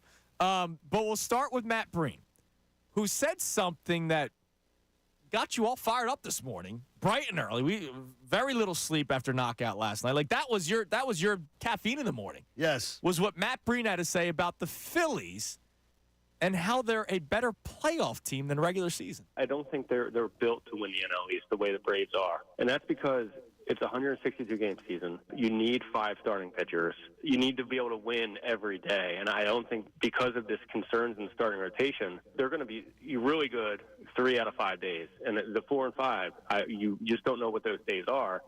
And I just think it's more of a wild card team, which that's not a knock. There's no shame in that. But you put this team in the playoffs, and they're a better playoff team. If you're going up against the Phillies in a best of 5, I'm taking the Phillies for those 5 games more than I'm taking the Braves. So that's where it's different. To me, a playoff team, knowing that there was an expanded playoff format 2 years ago, and that they build a team for that, to get into the playoffs, get hot at the end, and be good in the postseason, and be probably the toughest team to beat in the NL in the playoffs. So it's almost a smart way to build a roster these days. Almost punt on winning in division because it's really not as important as it was 15 years ago. See, the beauty of today is you and I are just not going to see eye to eye on anything. No, we're not today. Including this. And by what the way, was your reaction before the show started? Well, I mean, is the idea is that why is someone better over 162 than you? First of all, have you looked at the Braves rotation? Yes. Why are the Phillies at a big disadvantage, starters 4 and 5? Because your 4th starter is not going to be available to start the season, and you're still going with the unknown of Christopher Sanchez. Okay, are your top 3 better? You can make the case that they would are. You, yeah. Would you like, Strider is amazing. If you're to do the power rankings of the 5 versus 5, I love Zach Wheeler to death. I know you do. I still go Strider top. I think Strider. It would be Strider 1, Wheeler 2. I would absolutely agree with you. Okay. So I absolutely, but it is they're both on that elite pitcher mountain. Yes. They're right there. Yes, absolutely. So 2, Nola and Fried. I think Max Fried's really good, dude. I think Fried's good. Fried never does anything with the Phillies where he really intimidates the Phillies. Right. The Phillies have had great success against Max Fried.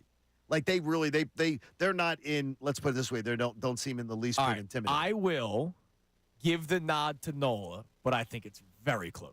I think I will give the nod to Nola, but it's very close. Okay. And it's as razor thin as I think Strider and Wheeler are. Okay. But Strider to me is one of the greatest talents in the game. Okay, go on.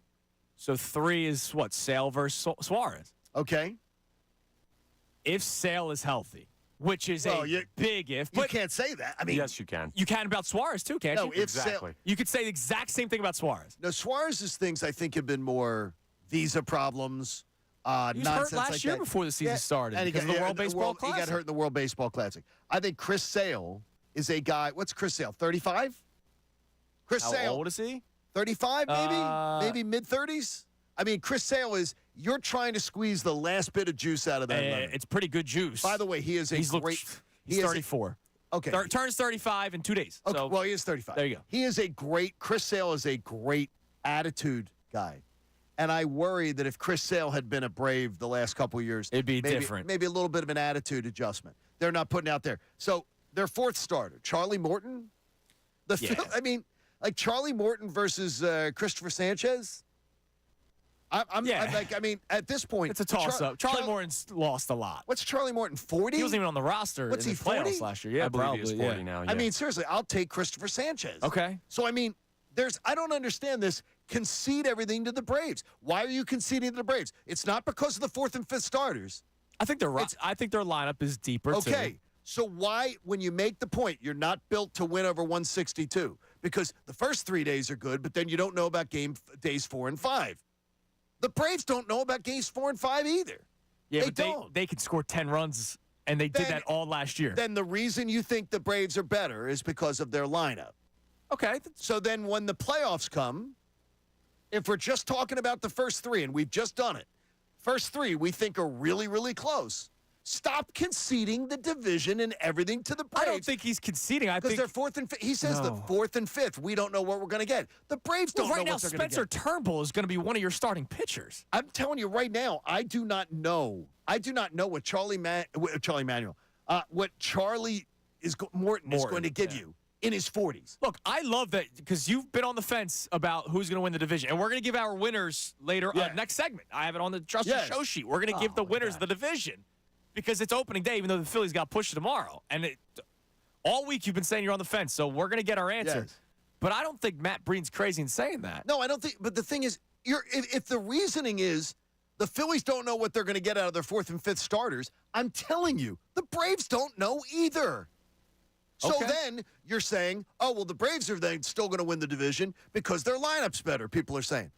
Well, then in a playoff series, the same lineups are going at each other. Now, who's their 5th starter? Is it Elder? Is it Smith Sawyer? No, it's not. I don't know that it's going to be Smith Shawver. Okay. I think, in fact, I would. There's been some whispers of not being pleased. So to me, you're talking then about saying, oh well, we'll go with one of the youngsters. And I'll say higher upside with the youngster than Spencer Turnbull to start the season. The rotations are pretty much exactly even. Well, not exactly. When you look at it skill-wise, maybe. When you look at it playoff experience, so last year, what did the Phillies do? Taijuan Walker did not throw in the postseason after getting 15 regular season wins. Christopher Sanchez pitched 2.1 innings. Yeah. And he only did that in the NLCS. Wheeler and Nola have more playoff experience than Spencer Strider. Spencer Strider's playoff experience has not been good. No, that's what I'm saying. So I'm saying that's why the top 3 are better for the Phillies. No, I get you. But the thing is, if you're saying that it's better, that is definitely better. Where does this lineup thing come over 162? That's the argument. He says over 162, the Phillies don't know what they're getting out of 4 and 5. The Braves don't either. So what you're telling me is, I think the Braves lineup's better, so they're going to win more over 162. Yes. But then come playoff time. We've seen it now twice. The Phillies are built for the playoffs because it's not just starting pitching. The bullpen is much better. The Phillies' bullpen's better than the Braves. By the way, the Braves did add to the bullpen this offseason, by the way, but the Phillies is better. Unlike myself, I don't remember a lot of people saying that in our press corps saying that the Phillies were going to beat the Braves either year. Okay. I'm just saying. Okay. All of a sudden it's this constant concession to the Braves. No. I don't think it's a concession. No one's conceding anything. It's not He's saying it's how the teams are built. He's not saying the Braves will win and the Phillies are just going to be happy to get into the playoffs. He's just saying that he believes that the Phillies are built better in the playoffs than the Braves, and the Braves are better built in the regular season. And he says built to be a wild card team. And be great in the playoffs. But built to be a wild card team. Why do you care about the division so much? Because you're conceding it. You're not conceding. Connor, honestly, tomorrow we'll go down and we'll ask a few players what they think. I don't care about the players. They're not conceding the division, John. They're not conceding the division. They're going to try to win the division. It matters, and it does matter. But nobody's conceding.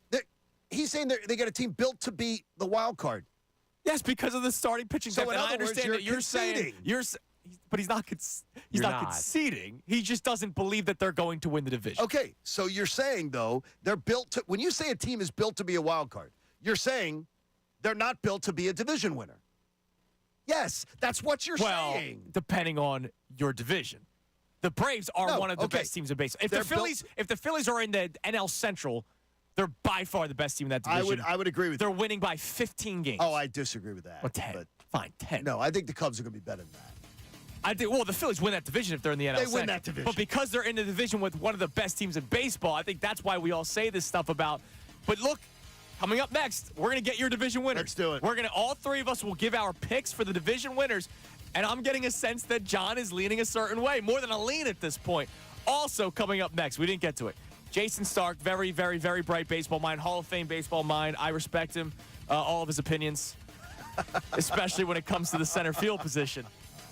You'll hear from Jason Stark coming your way next. We'll give our division picks and more to come. So the 8 o'clock hour is going to be a big one because we're going to be joined in studio by Andrew DeCecco. We'll tell you about what's coming up. And also, speaking of the Phillies, we'll tell you how you can win a pair of tickets and hang out with us. It's Kincade and Salciunas, 97.5 The Fanatic.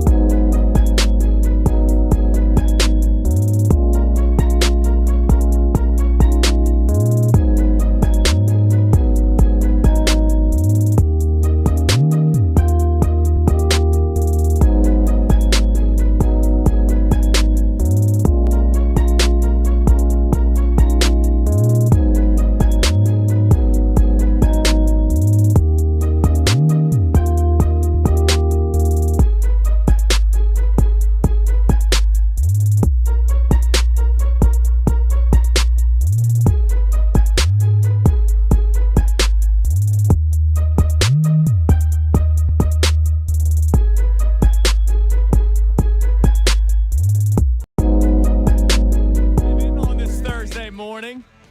John Kincade just fell victim to the headphone snap. Oh, man. You might have a black eye tomorrow. No, it hit me in the forehead, thankfully.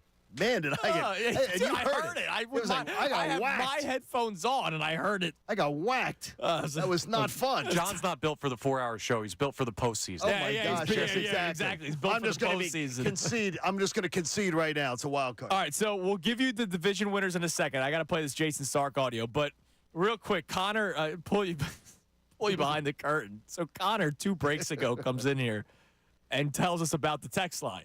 Can you please just tell the people how you framed it? How you framed it? Yeah, I love the text line today because everybody hates both of you guys. That's good. Everyone's so mad. It's dueling texts of and it was a lot about the James Harden conversation from before, but it's dueling texts of Andrew's the #1 James Harden fan. This guy's an idiot. Yes. Kate is insane. He hates Harden so much. And it's just the back and forth of the two opinions, which is good. We want polarizing conversation, and I love that. The only thing that sucks for the people on text line is that they can't see the other people texting in, because that would be hilarious. Because now, all of a sudden there'd be beefs on the text line. That's for our YouTube feed. They get to beef between each other. All right, so passionate folks. That's why I love Philadelphia. Yeah, passionate. Look, I said this last week. I love Philadelphia so much that we can debate the 9-hole hitter. Yes. Until we're blue in the face. No question. Right, we're debating Johan Rojas until we're blue in the face. All I know is I'm right because Jason Stark said the same. He's got a chance to be the biggest impact defender and center fielder in the sport. If he's that, you can justify in your own mind that we're doing the right thing. This is where they set up their team. It's what they told him. He had to play his way off the team, basically. And they didn't feel like he did that. Asked Dave Dombrowski about this the other day, and, the way he tried to describe it was, if you bring that guy and put him in the lineup in the big leagues, you'll get a more accurate feel for where he really is as a hitter than you would if you sent him to AAA against inferior pitching. So this is what they're banking on. But again, I don't know if I would have done this because I don't think he's there yet with the bat.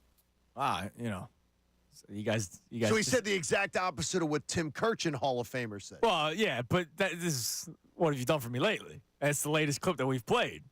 And so Hall of Famer Jason Stark said he wouldn't have had Johan Rojas start and center field to start the season. And what I would say is that my thought process and Connor's, we're exactly like Dave Dombrowski's. Right, which is a Dave good guy Dombrowski, to agree with. What Jason Stark said is exactly in the Hall of Fame yet? That Dave Dombrowski says he will be. He will. Oh yeah, no, he is. He's a lock to be in the Hall of Fame. Plus, he's 7'4". Yeah. Yeah. Oh, tall. Very tall. It's a very. He's an impressive man. He's an impressive. He's got good measurables. He does. All right. So before the 8 o'clock hour, let's give our division winners. So coming up at 8 o'clock, we'll be joined by Andrew DeCecco from Inside the Birds. Entire hour. Talking Eagles because we have 1 month from now till the NFL draft. And then there's obviously all kinds of angles with the Eagles that we could talk to Andrew about. And I'll tell you about how you can win a pair of Phillies tickets to hang out with us at the first Business Person Special next week. That's really fun. I'll tell you about that coming up in the 8 o'clock hour. But, all right, let's start with the AL East. This is on the record. We're just doing division. You used to do the envelopes. Yes, we're just doing division. Just doing division. So this is the on the record, the Kincade and Salciunas show with our man Connor Thomas. AL East. I am gonna hate myself for saying this, but I'm gonna buy into the Toronto Blue Jays hype, and I think the Blue Jays with that lineup, as long as their pitching staff stays above water, will win the AL East. I think the Orioles are one of the best young teams in the game, and I think they will win the division. And they very well could, which is why I say I think I'm going to hate myself for saying it. Right. But I love that. I love Jays. that division. A great division. Best division in baseball. Yes, and everybody's all in love with Yankees, Red Sox. It's Orioles, Blue Jays, Rays. I would agree with you. It's a great division. Connor? I'm going with the O's, too. That Corbin Burns trade puts them both at the top. That's where I'm. And that was a great addition for Central them. Should be easy. Twins. Guardians. He just won knockout last night, but I'll say Twins for my brother. Okay. Guardians are, I think, live, but they're live. I think the Twins win that division. I agree with you. AL West, Houston. The defending World Series champions. Okay. Texas Rangers. I don't buy it. We'll see. I don't trust DeGrom. I don't trust Scherzer. Watch the They year lost Wyatt Montgomery. Langford has. Montgomery. Yeah. Watch the year Wyatt Langford has. They Okay, have, that's they have, one. they have a spectacular lineup, though. They do have a good lineup, Yeah. but I'm still going. So we're just Houston. doing division winners. Just that's it. division So I winners, go yeah. Orioles, Twins, Astros. You go I'm the same with you, except I go Toronto. Toronto, Jays, Twins, Astros, and Connor goes Orioles, Twins, Rangers. Right. Okay. All right. So Division winners. That's the AL. National League. I hate to say it, but I'm going to go with the Braves still. I think it's closer this year. I do. I don't think it's... Well, couldn't be any further apart. I don't think they're resting starters the final month of the season or giving guys more days off the final month of the season. I think this goes down to the final week or two. I'll agree just to build the suspense to see what John's going to do. I'm going Braves. John, you've been on the fence. And I didn't pick them in 22. I didn't pick them in 23, so I don't want to jinx it. But I will. The Philadelphia Phillies are winning the National League East. I love it. And I really believe it. I love it. I don't believe it with a confidence that it's going to be a decisive win. Right. I think we are going to be biting our nails to the end of the year. And I do believe the last two playoff disappointments are going to be a bit of a pressure hangover on the Braves, saying they can't accomplish anything until the postseason. It doesn't matter. Yeah. They've lost 2 years in a row in the divisional series after winning a World Series. Nothing they do in the regular season is going to matter. And I know their town. And their town's going to be like, hey, we won 95 games, but are we going to lose to the Phillies again? Right. There's going to be that pressure. Phillies win the National League East, edging out the Braves. Do me a favor. Do me a favor, Connor. Have B Gun grab this audio. Okay. Yes. Because if it happens, we will celebrate because John's been on this, and I could tell which way you were leaning as the week progressed. I really do, though, and just a two. I told you when I didn't think the Phillies would win it, and I thought the Braves would win it. I picked the Braves the last 2 years. All right, So, real quick. I'll take it. NL Central, this is a toss-up for me, honestly. Is it? You think the Cubs are coming back? I think the Cubs are. I'm going to go Cardinals, but I think this one's a tight one. I'm going Reds. You're going Reds? I am. You're believing in the youth hype? Ellie, baby. That's my guy. All right, so we're all different. So you're going Cubbies. I'm going Cubbies comfortably. All right, this is the first division that we all don't have an agreement. And I mean comfortably Cubs. And then lastly, I think we're all in agreement, Dodgers. Yes. Okay. Yeah. All right, sounds good. Maybe So there's our division winners. We'll do wild cards tomorrow. Yeah, sure. Okay. And props, season longs for the Phillies. And tomorrow's going to be an awesome day because it's opening day wait. for the Phillies. We want to make some crazy bets tomorrow, too, Yes, right? we do. All right. Coming your way next for the entire hour from Inside the Birds, Andrew DeCecco is going to join us. It's 1 month till the NFL draft, so we'll start talking with the draft about the Eagles with Andrew DeCecco, this Hassan Reddick stuff, and a lot more. We got today's headlines with Connor Thomas at 8:05, and I will also tell you how in the 9 o'clock hour you can win a pair of tickets. Or wear them. To see the Phillies with us. We'll hang out together. Maybe you'll buy us a beer. It's Kincade Salciunas, 97.5 The Fanatic. Fanatic Sports Update. A rough finish for the Sixers.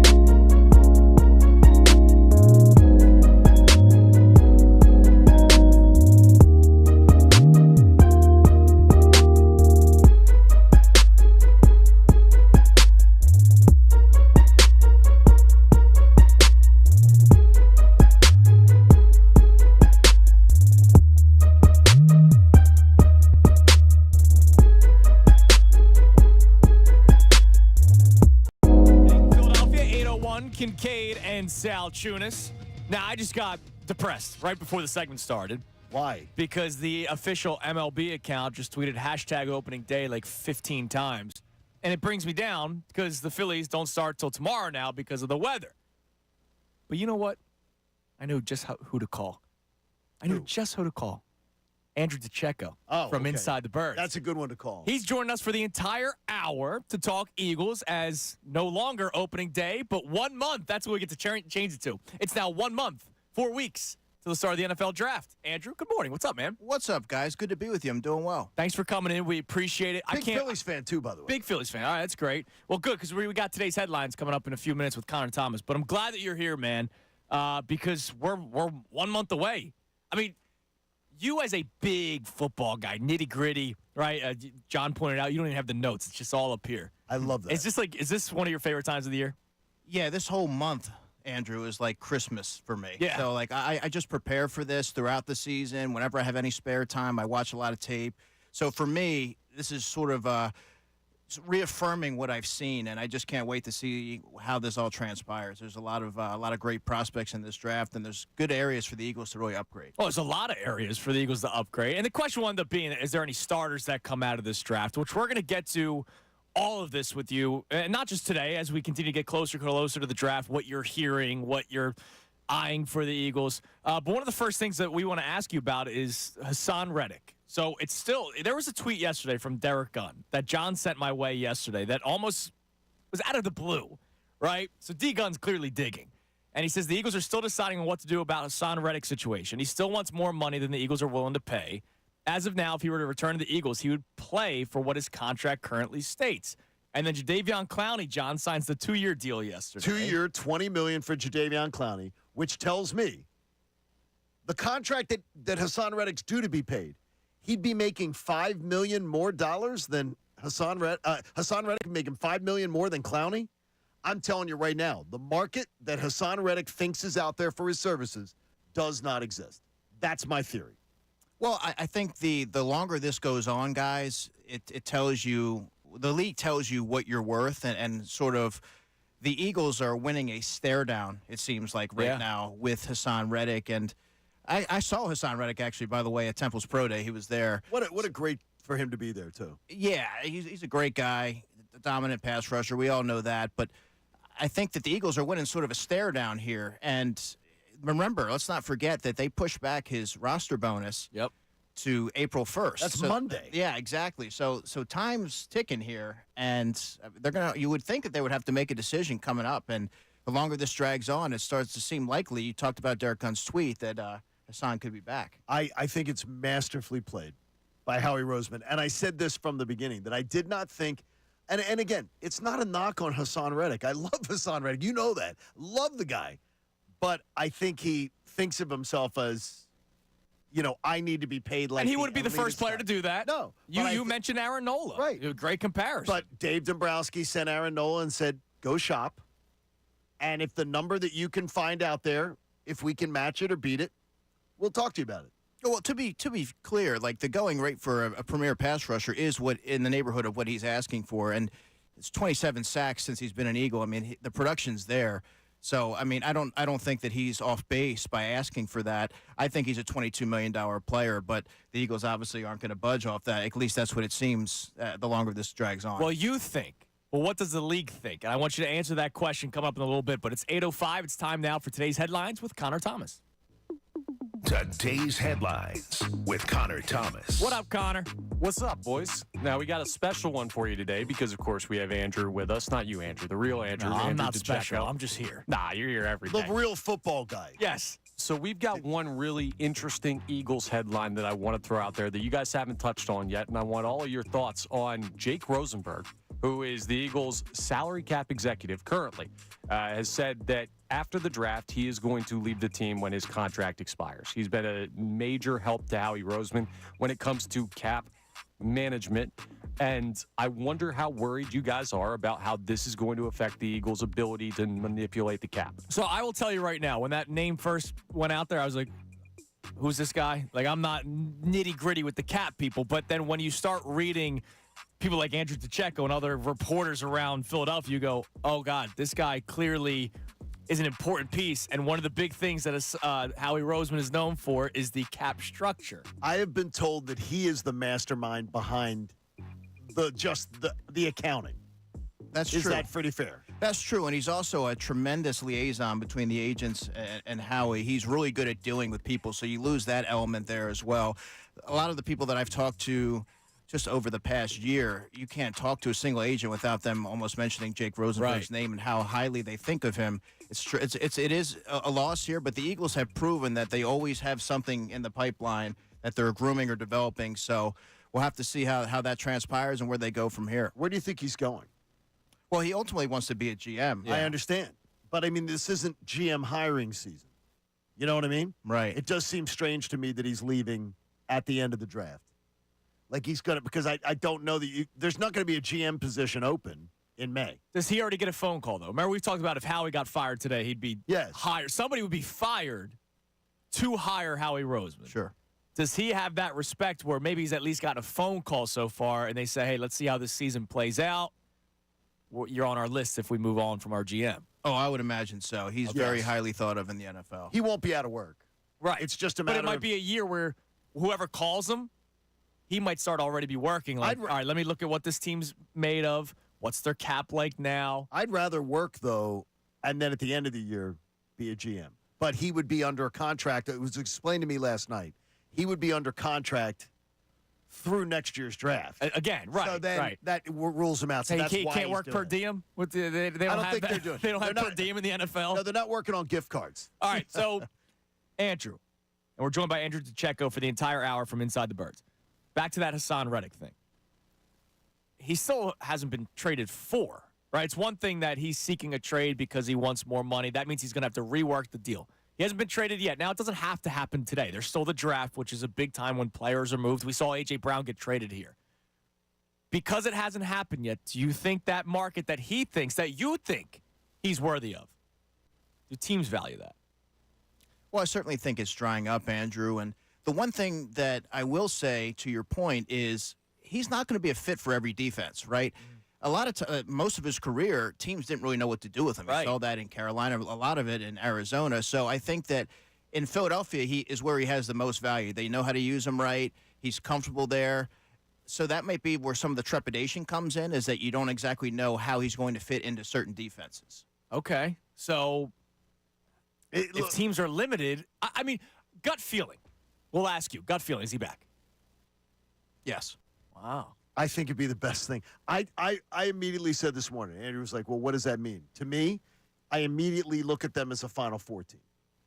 Absolutely. A conference championship participant. With Kellen Moore being here, and you know I'm You're team all Kellened up, yeah. I'm Team Kellen. I'm so excited for Kellen Moore. I'm watching more video right now on Kellen Moore than Andrew DeCecco will watch this summer. I'm so goobered up on this. I can't wait. So Fangio, I like. If Reddick's back, we all are in agreement that they're legitimate contenders again. Now let's move on if he's not. So right now your edge rushers are Bryce Huff, Nolan Smith, Bond apparently might be more of an edge rusher, right? It's lacking in maybe not depth because you have Brandon Graham. They're going to obviously add to the edge rusher, but Hassan Reddick has been your best pass rusher the last couple of years. If you go into the season with Bryce Huff and Nolan Smith as your two edge guys, how far back does that put you behind the eight ball? I would say pretty significantly. There's a lot of questions that I have about Bryce Huff, right? This is someone who's played just 42% of the snaps last season for the Jets. Now, he was remarkable and maximized those snaps, double-digit sacks for the first time in his career, but there hasn't been a large sample size, right? How is he going to respond to an expanded workload? Nolan Smith barely got on the field last year, so there's a lot of question marks there. Sort of reminds me of the Nakobe Dean situation last season where you're putting all your eggs into that basket hoping that it pans out the way you envisioned. So, yeah, I mean, and Josh Sweat, let's not forget, guys, is someone who wore down the stretch. He played a ton of snaps. So there's a lot of question marks there at the pass rush spot there. Was it more of a reflection, do you believe, in Nick Sirianni not giving the playing time to Nolan Smith? And I sort of look at that Howie Roseman quote where he said, we got to tell Nick it's okay to play the younger players. Or do you see that, from what you heard, maybe Nolan Smith wasn't pushing enough to demand that time on the field? I don't know that he was truly ready to step in and make an impact, even given that there were vacant snaps to be had. You also have to worry about the shoulder. The shoulder injury is something that he mentioned over the summer. He had off-season shoulder surgery, so you wonder if they're trying to take a gradual approach to throwing him instead of throwing him in the deep end. But I wouldn't say, to your point, John, that Nick Sirianni was necessarily averse to playing young players, because I would point to Eli Ricks. They threw Kelee Ringo in late in the season to get a longer look at him, and Nakobe was starting. So I think it was more along the lines of maybe no one wasn't 100% ready. If James Bradbury's still in this roster, you bring up the younger players. There's Ringo, there's Isaiah Rodgers, or there could be a draft pick. I mean, I don't know what they end up doing. We're going to talk draft with you, I promise. But what could this direction be for the Eagles if they do end up deciding to cut Bradbury? I understand the cap hit is much higher this year than it would be if it were next year. But if we're talking about contending for a Super Bowl, I don't know what James Bradbury has left. It's not the first time he's had a bad season, and then he bounced back, obviously, 2 years ago, which got him the new contract. But what do they do if they decide to move on from Bradbury? Well, that's where it becomes interesting, and that sort of ties into our draft conversation later. The one position that they haven't touched in free agency significantly, I would say, is corner. Mm-hmm. They need to get younger there. They have to develop, and they have to get a building block, and I think that's the best way to do that is through the draft. Now, they can also trade for a corner, which I wouldn't rule out, knowing how Howie Roseman is in terms of wheeling and dealing. But they have some younger players there as well, in Kelee Ringo, Eli Ricks, who I mentioned. I don't know that either, maybe Ringo, but Ricks is more of a rotational guy. Yeah. But I think they just need to get younger there, and they really need to start developing their talent. We don't know if James Bradbury can be saved, that he can have another resurgence. Right. But do you believe a Vic Fangio system would maybe be the kind of system he could maybe have that rebirth in? Great question. I do, to an extent. I think that he has some value, and the reason, and what I mean by that, John, is I think he could be a situational player. Now, yes, that would be a very expensive situational player, but you like his length, his football IQ. I think he's better in confined spaces at this point in his career. I think he might be someone that you could line up over a tight end, and he could be a tight end eraser in that regard. But putting him on an island where his lack of short area quickness and his long speed is just so deficient right now, I think that would be malpractice. But I do think that he can serve a purpose. How important is it for the Eagles to see more from the Kobe Dean this year? And also Jordan Davis' second half. John's pointed out that in the first half of the season, both years, Jordan Davis has been the best run stopper in the NFL, right? Not just on the team, but one of the best run stoppers in the NFL. But then the second half, we see the trail off. How important is it for the Eagles, for Jordan Davis to come? I'm not going to expect him to be the best run stopper for 17 games, right? But to still be up there for more than 8 or 9, and then Nakobe Dean to just A, stay healthy, but B, play to the level of expectations a lot of people had of him coming out of college. Yeah, those two guys are the keys to the Eagles' defense, at least as we stand right now on March 28th. I think that when you look at what they have defensively, the building blocks there are obviously going to be Jalen Carter and Jordan Davis. Jordan Davis was brought in solely to be a run stuffer who had some potential as a pass rusher. I still think they can develop that. Not going to be a high-volume guy, but I think that he can tap into that. Nakobe Dean, as you mentioned, Andrew, is someone who they really put a lot of faith in last offseason, and through injuries, it just didn't work out. But, man, he talks. Just hearing him talk, he has the leadership quality. Yeah. He gets it. This is someone that if he's able to put it together and stay healthy, they're going to have a player there. I really enjoy talking to him. He's a really smart guy. But, again, you have to have a contingency plan there, because last season you saw that when that didn't go well, you had to go to Nicholas Morrow and you had to rely on Zach Cunningham, who's more of a complimentary player. At least he was last season. That's probably what he should have been. So, yeah, I mean, I think they sort of proof themselves by adding someone like a Devin White and supplementing it also with Oren Burks in the event that Nakobe isn't able to stay healthy. What you make of the Devin White signing? Well, I mentioned this with Connor like the day before that signing happened, that the free agent market was pretty dry, I would say. But the best of the bunch, I guess, would probably be Devin White in terms of upside, right? 26 years old, former 5th overall pick. Yes, his production's very volatile, and he's sort of a freelancer, but I think that if Vic Fangio is able to maybe channel that and harness some of that, maybe they're able to maximize and get something out of him. I think it's an upside signing that, see what you have. When they were shopping this offseason, and I asked the question the other day about it to Adam Schefter, we talked about it, the idea of, do you think Vic Fangio was saying, this is what I desire and then Howie goes shopping? Or do you believe Vic's the kind of guy saying, I want this guy, I want that guy. Go get him. I think it was more so, and I think I've mentioned this to you before, that Vic pretty much said, I need a capable linebacker and a capable safety. These are the positions. They needed that last year, too. These are the specific positions that you have to upgrade for me to be able to carry out my defensive vision, particularly safety. There's significant demands placed on that position in Vic Fangio's system. So adding someone like C.J. Gardner-Johnson, to me, that had Vic Fangio's name written all over it. It's a very high IQ player, a lot of versatility there, and you're pretty much the quarterback of the back end. That's what you need to be to play in his system effectively. Now, Andrew is open to taking calls at 610-632-0975. Also texts at 610-632-0975. So if you have any question, we're using Andrew till the 9 o'clock hour. Look. We're putting him to work. Putting him to work here. All right, we were up late last night for knockout, so we're putting Andrew to work here. If you have any questions, Eagles offseason still to come, what they've done so far, what they could do come draft time, because I know next segment I'm going to pick your brain a lot about the draft. But if you have any questions for Andrew Pacheco from Inside the Birds, feel free to call in or text in at 610-632-0975. You can obviously also hit us up on social media. Now, one of the questions I'm curious to get your input on. So Howie talked the other day, obviously from the owners' meetings, and he talks about the pendulum swing, and that's why he struck on Saquon Barkley now. I think you were kind of surprised, but not surprised by the sign. Remember when we talked to you about it last week. But when you hear Howie talk about the pendulum, what do you think about that when it comes to their offensive approach and even defensive approach? I think it looks at the way that the league views running backs and the devaluation of the position, Andrew, and Howie saw it as an opportunity to add a premier player, at least in his eyes, right, to the offense, which is already so potent. But you're getting a 3-down running back who can do it all and stay on the field. And he's good at pass protection, catch the football. So I think that they see this as a transformative player who can really add a new dimension to their offense. And he's proven that he's willing to spend the money if he views it as an elite talent.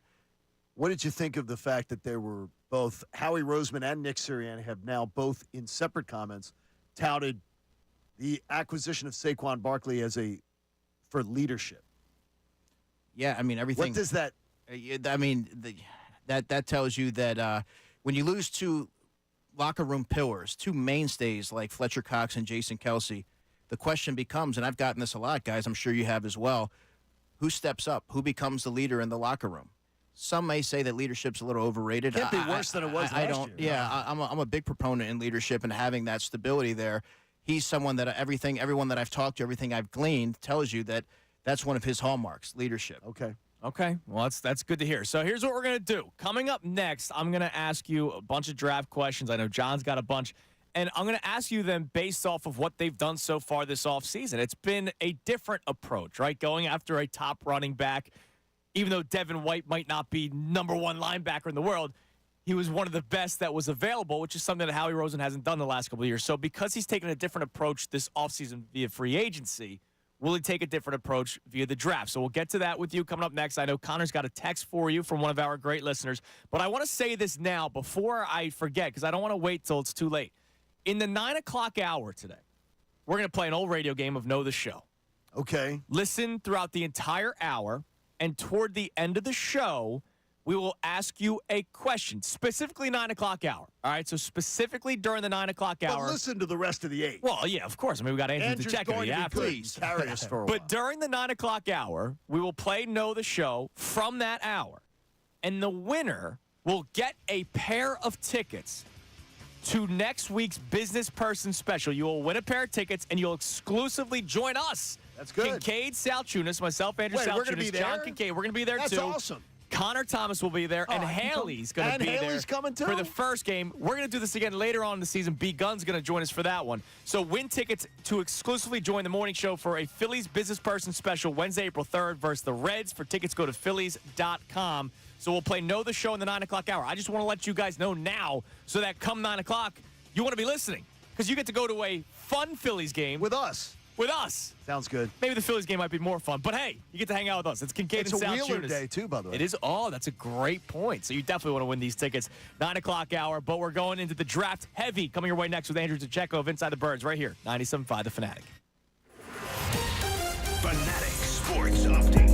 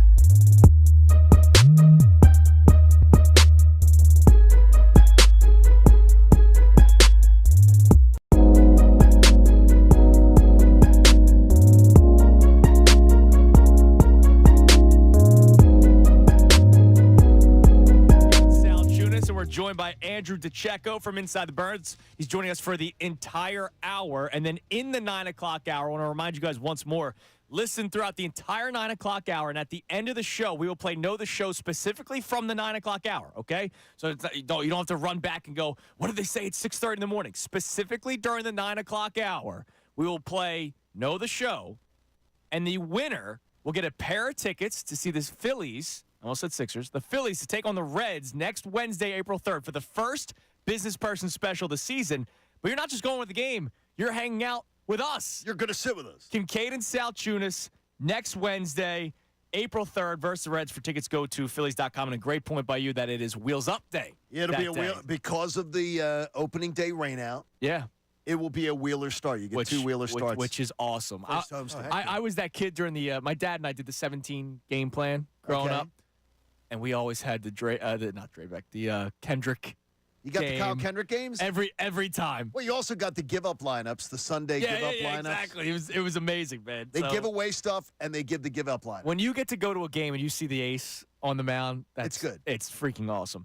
All right, so, Andrew, the Eagles' offseason's been a little bit different than we're accustomed to because instead of trading for a young running back on the final year of their rookie deal, they paid big money for Saquon Barkley. I know Howie Rosen tried to do the whole, well, we've done this before. Yeah, 2012, dude. Like, that was 12 years ago. Okay, I was in high school or graduating high school. Screw you.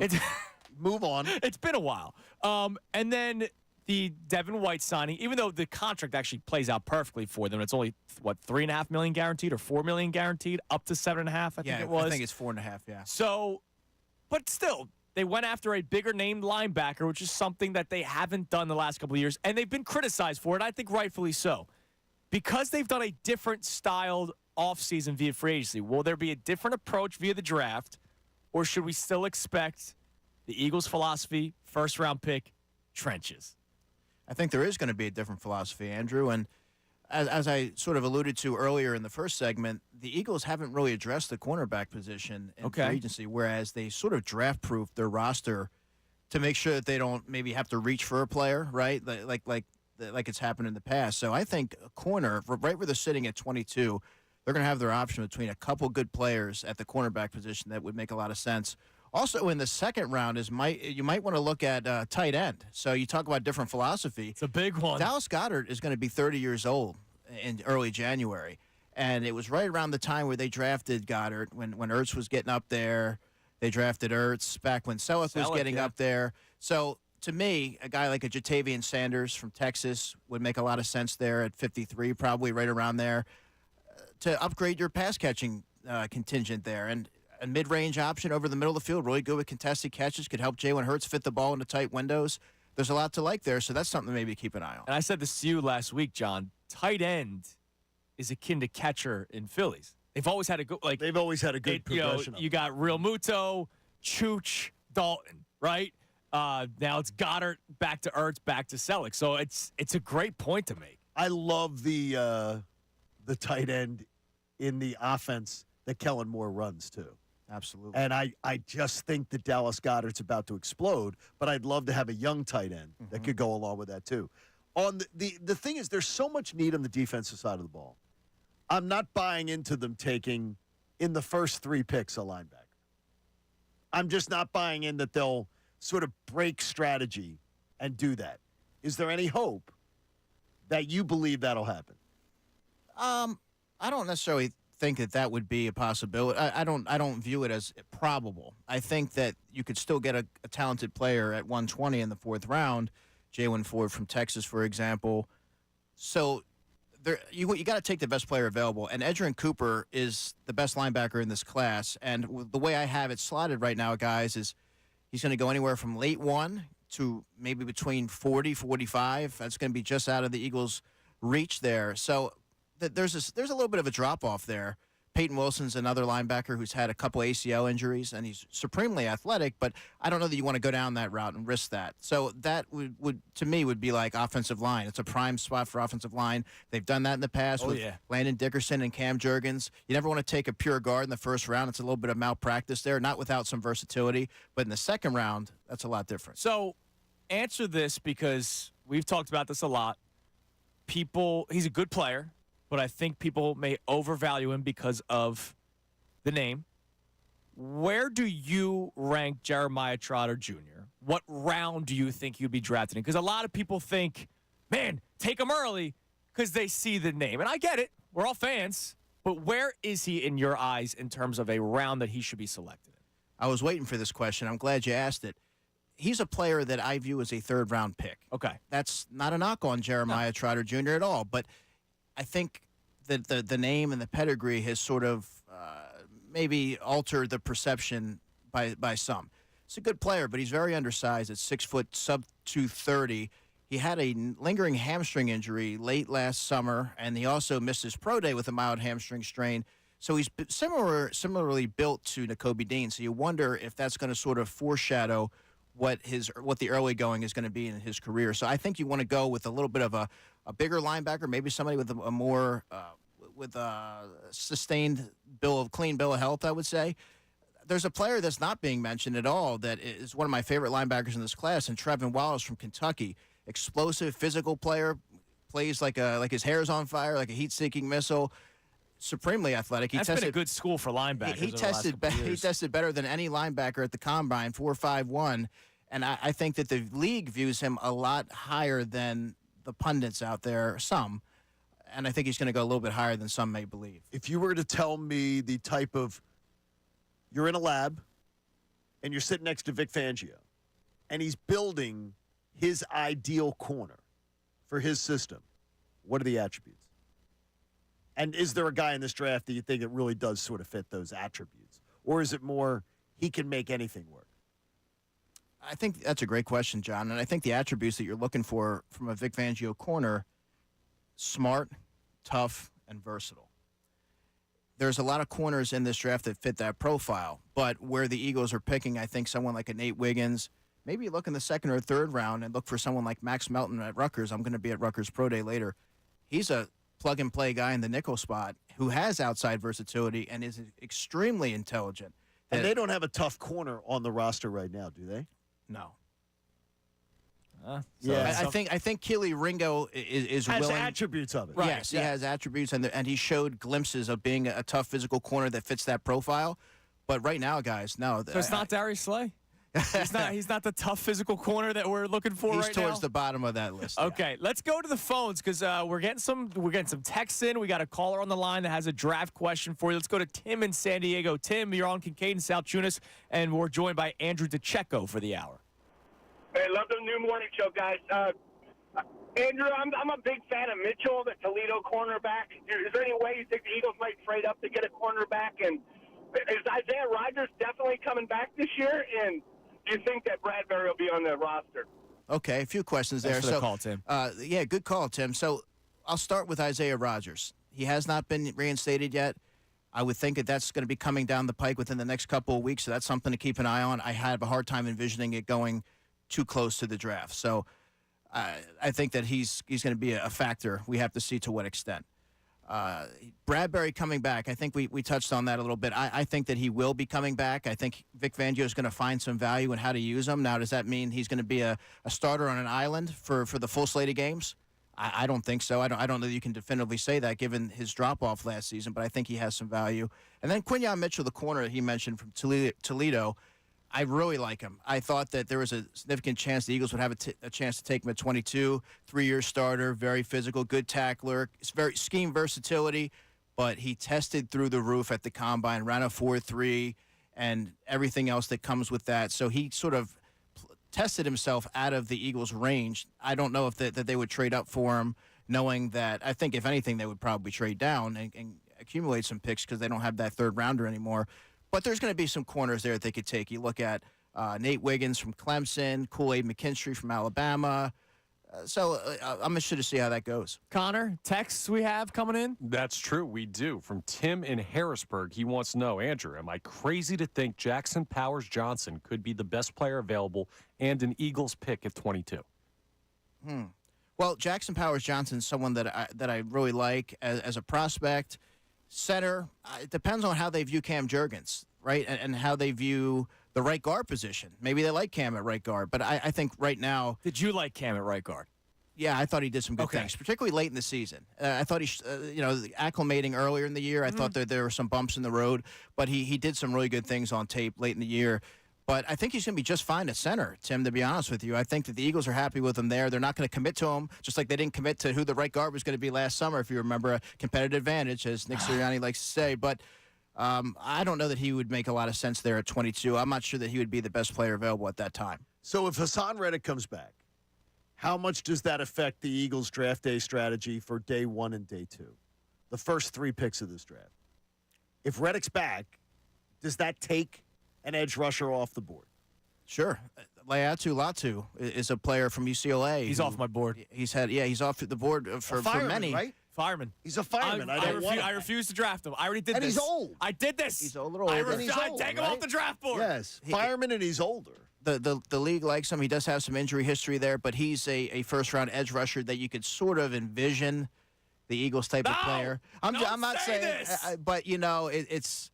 I think to answer your question, John, it would I think it would alter their plan. Maybe I'm going to be happy because I don't see any that move the needle for me at 22. Me either. Because I think the ones that move the needle are gone. Right, and you're taking the best player available. That's the way the draft should go. So there isn't a pass rusher that's going to be the best player available at 22. I am pro fireman in life. Yes. I'm anti-fireman with first-round draft picks by the Philadelphia Eagles. I did this already, okay? I also don't want to hear about someone's after football desires before they've done anything in football. I don't want that. All right, we got another segment with Andrew DeCecco from Inside the Birds. It's been riveting conversation. We appreciate you coming in. So we have another segment. We're going to do some rapid-fire questions with you next. You may have answered. I mean, you believe that Hassan Reddick's gone. No, I think he's coming back. Or you think he's coming back. Excuse me. But I have some stuff about Coach. I have stuff about Howie. I mean, we talk about the Eagles every single day, so I'm glad that we can throw some stuff to the expert. To the show. Yeah, but now we get to hear from the expert live on the air, so I appreciate it. So we'll run by some rapid-fire questions again in the 9 o'clock hour. You better be listening throughout the entire hour and listen closely, and we'll do Know the Show at the end of the show for your chance to win a pair of Phillies tickets for next week's Business Person Special, where you'll hang out with us. It's Kincade Salciunas, 97.5 The Fanatic. When the Birds are in the news, we are there with live press conferences. As part of the international.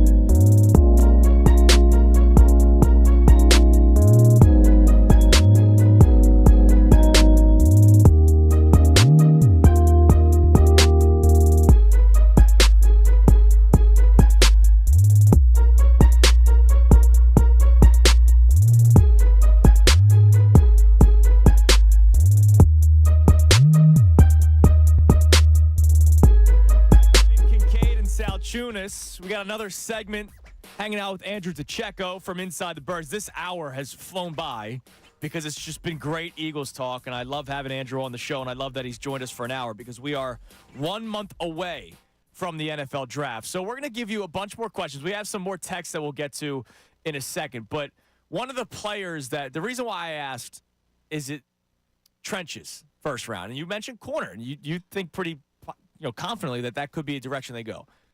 The name that always pops up in my mind is Tyler Guyton from Oklahoma because he could be the Lane Johnson replacement. And he could play right guard to start, eventually move over to right tackle. Like you said, you don't draft a right guard in the first round, but you could draft a future right tackle in the first round. He's worked with Lane Johnson already. Is that still a possibility? And if not, when do you start thinking about the replacement to Lane Johnson? It's one thing to draft depth in the 4th and 5th rounds. It's another thing to replace a Eagle legend.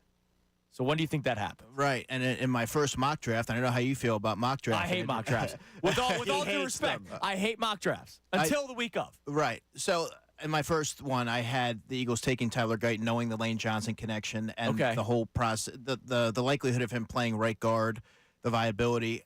He would be a little bit of a tall. He's a little tall for guard, so you wonder how that transition would go. It's not going to certainly be seamless. But you have to start thinking about the replacement for Lane. The Eagles are a very forward-thinking franchise, which is why I mentioned tight end earlier. They're going to have to start thinking about it. Lane, who knows, 2-3 years down the line, you're going to need a contingency plan there. You don't want to go into a draft thinking, okay, I have to get a right tackle now because now we have no one. You want to get the player in place. So I think you have to start thinking about that potentially round 1. But definitely, I would think round 2, you have to start thinking in those terms. But you also don't want to reach. You got to let the board fall to you. Tyler Guyton's going to be there at 22. I just don't know that he's going to be the best player available. It's not typical of the Eagles to draft the right tackle or left tackle in the second round. Now, the Mailata situation, totally different. They take a flyer on him in the 7th round, and it's worked out for them. Well, the guy I liked was Troy Fautanu from Washington, who is 6'4", so he doesn't have the length of a tackle, but he played it in college. But I also think he's a plug-and-play guy at right guard. However, I think he's going to go anywhere from within the first 20 picks, so probably just out of the Eagles' range. Right. That's a player that has Eagle written all over him. I just don't know that he would be a viable solution considering where they're picking. I know that a lot of times with Howie moving around, it's about the value that's available in a certain pick range. So the 10 to 20, the 20 to 40. Do you believe this is a draft where 50 and 53 are sitting in a sweet spot of really, really good talent? Mm-hmm. Or is there considerable difference of moving to maybe 45 to 35 and trying to move up? Well, I really like the players that should be available from 50 to 53. Really good guards, some good safeties if they want to go that route. Oh, no, they don't do that. They pass on Kyle Hamilton. I'm still bitter. There's tight ends, there's receivers that are going to be right there. I don't know that you want to give up any more assets to move up unless you really like a player like an Edgerrin Cooper, who, by all accounts, will not be available at 50. You never want to speak in absolutes, but though he sort of tested himself out of the Eagles' range there. So I think I would stand pat because you can still get a good linebacker in round 4. If you want, heck, you can get one in round 2 if they really so choose. But I just don't think that that's going to be the Eagles' move, at least where we stand right now. So Connor says we have a text about Howie and the draft. What do we got? Yeah, so this comes from Sullivan. I guess it's just in Pennsylvania, but asks Andrew, do you believe Howie has another blockbuster draft day trade this year? And if so, which way could you see him going? Well, as I sort of mentioned to Andrew in the opening segment, I wouldn't just look solely to the draft as a solution to adding a corner. Howie Roseman has proven that he's willing to trade. You look at A.J. Brown. You look at how they got Darius Slay. He's not averse to trading for a player if the value aligns with the way that he sees it. So that to me, I wouldn't rule that out, not at all. I think that if they don't want to go corner early, you have to find a starting caliber corner. And if you don't go one, if you're not going to go round 1, well, you check the trade market. Maybe you find a guy in the last year of their rookie deal, which would be awfully enticing. All right, so we got a little less than 2 minutes left. So we're going to go with some quick questions here. And it's 1 month till the draft, so every time we have you on, we're going to get nittier and grittier about the draft as we get closer and closer. Good. And you do more mock drafts that I will read at some point, I promise. Question number 1 that I have for you. So it's 3 picks in the first 2 days? Do they make 3 picks, more than 3 picks, or less than 3 picks in the first 3 rounds? 3 picks. Okay, that sounds pretty solid there. Would it be more likely to you, knowing where talent sits in your hierarchy of picks, that Howie would be looking to draft before 22, after 22, or at 22? And this answer can change as we discuss in the coming weeks. After 22.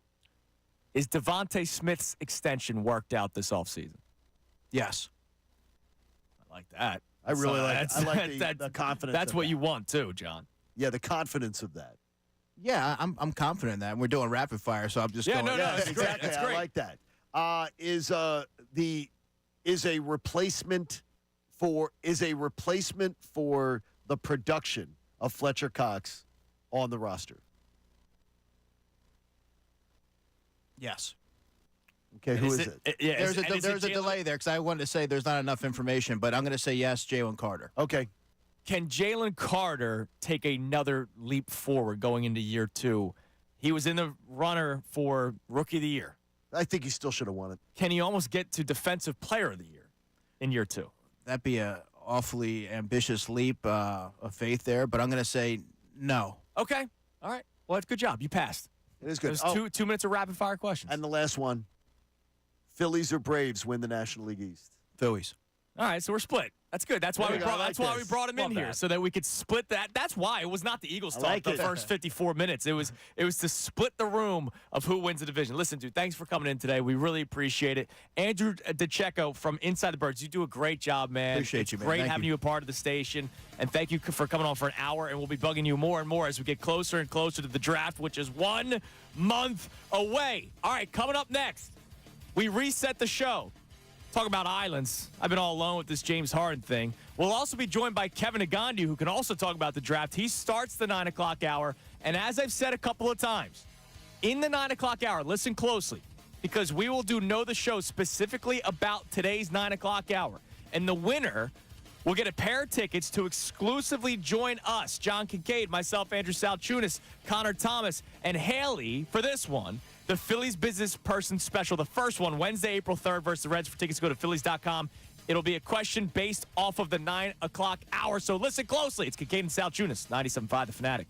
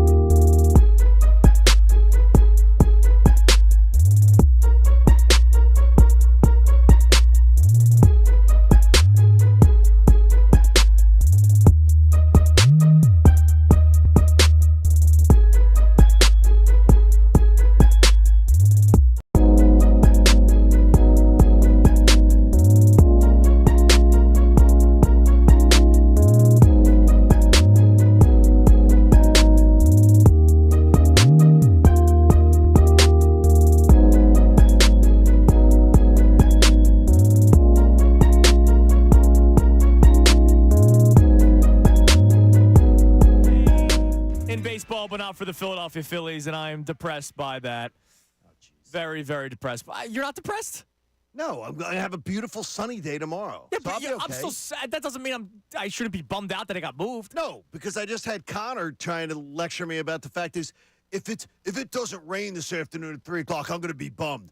No. Can I just not be? I can't just be bummed that today is not opening day. You can be for the bummed all Phillies. you want. I'm going to have a sunny day Forget tomorrow. the weather I'm for a fine. second. I forget the weather. I'm just saying I'm bummed that they're not playing today. Because you're being selfish. Let me be depressed, okay? Because you're being selfish, and you know why. Because you have a different obligations tomorrow. Well, yeah, that's absolutely accurate as well. Look, I know I'm not the only person that's upset that the game got moved to tomorrow. I'm sure Kevin Nagandi from ESPN on the Comcast Business Hotline wanted to watch some Phillies baseball today. Kevin, are you depressed with me today? I feel like I've just gotten a fight of my two parents, and I've got to be the one to figure it out here. Well, you always side with Mom. John Kevin takes it too literally sometimes. He goes, no, I'm going to have a nice day tomorrow. Forget the weather for a second. I was ready for Thursday all week long. Thursday's opening day, Thursday's opening day, Thursday's opening day, and then it gets moved to Friday. So I'm depressed. Yeah, I was ready for it. I was pumped. I was looking forward to it. But you know what? It happens. Like, they started the season way too early in my mind. And I'm a believer. I'm a believer that in April, especially if you're going to start in March, in April, if you're going to start the season with baseball, it's got to be in southern states, warm weather. Domes. Yes. I don't disagree with you, yeah. I don't understand why some of these openers are in Cleveland and Colorado, where it's snowing. Colorado. It never made sense to me. Anywhere in the Northeast, and there is something special. There is a charm about opening day, but it feels like baseball's found a way to say, nah, there's not a charm. We're going to just open up in, Japan, Mexico, or Seoul, Korea. So that has really hurt, I think, the charm of opening day and the celebration that it is. So then if you're going to go out of that, your way of that, then let's have it more in this southern state. Now, I know I went off on a different tangent, but this is foreseeable. There was going to be some type of weather issue right around late March anywhere in the Northeast. Okay, let's not bias the argument. Okay. But Kevin, today we made our picks for who would win the NL East and the other divisions too. If you are today having to make that pick, who's your pick?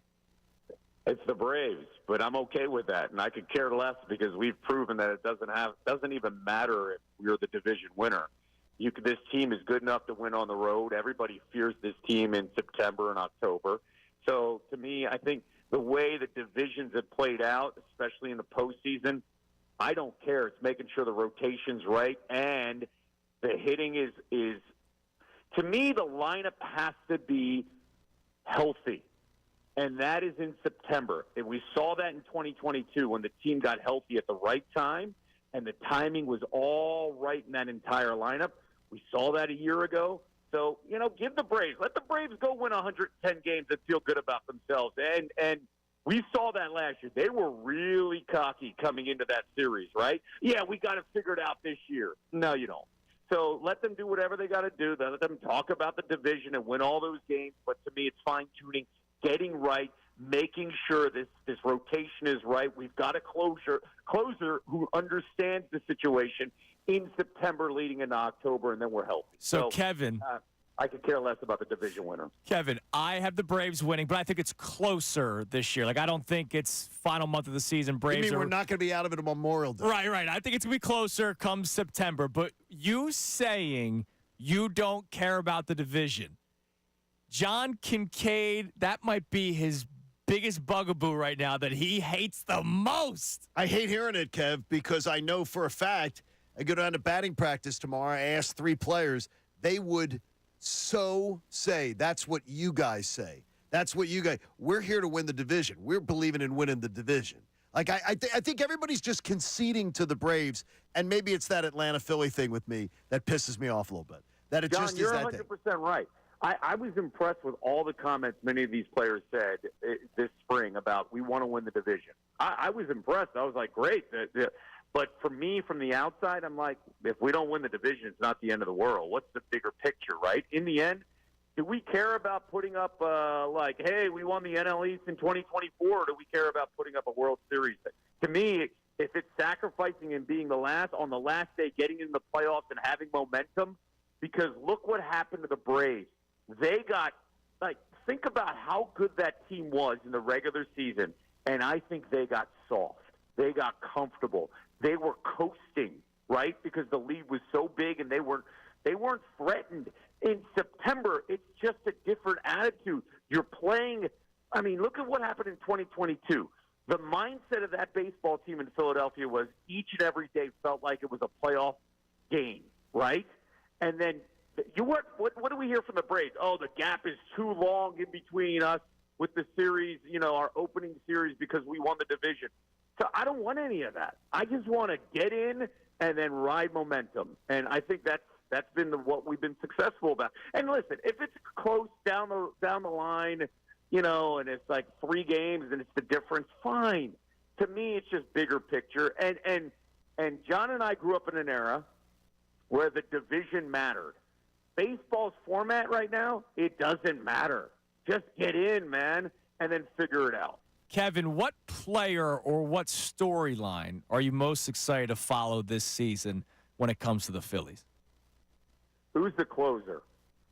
And can we figure out a left-handed bat that can actually help this lineup off the bench? And those are 2 big things because they played a huge role in the postseason, right? We could not figure out the back end of the lineup, and everybody was like, just figure everything out in the first part of the lineup and get to the back end because no one's getting hits on the back end, right? Can we get some consistency from our outfielders?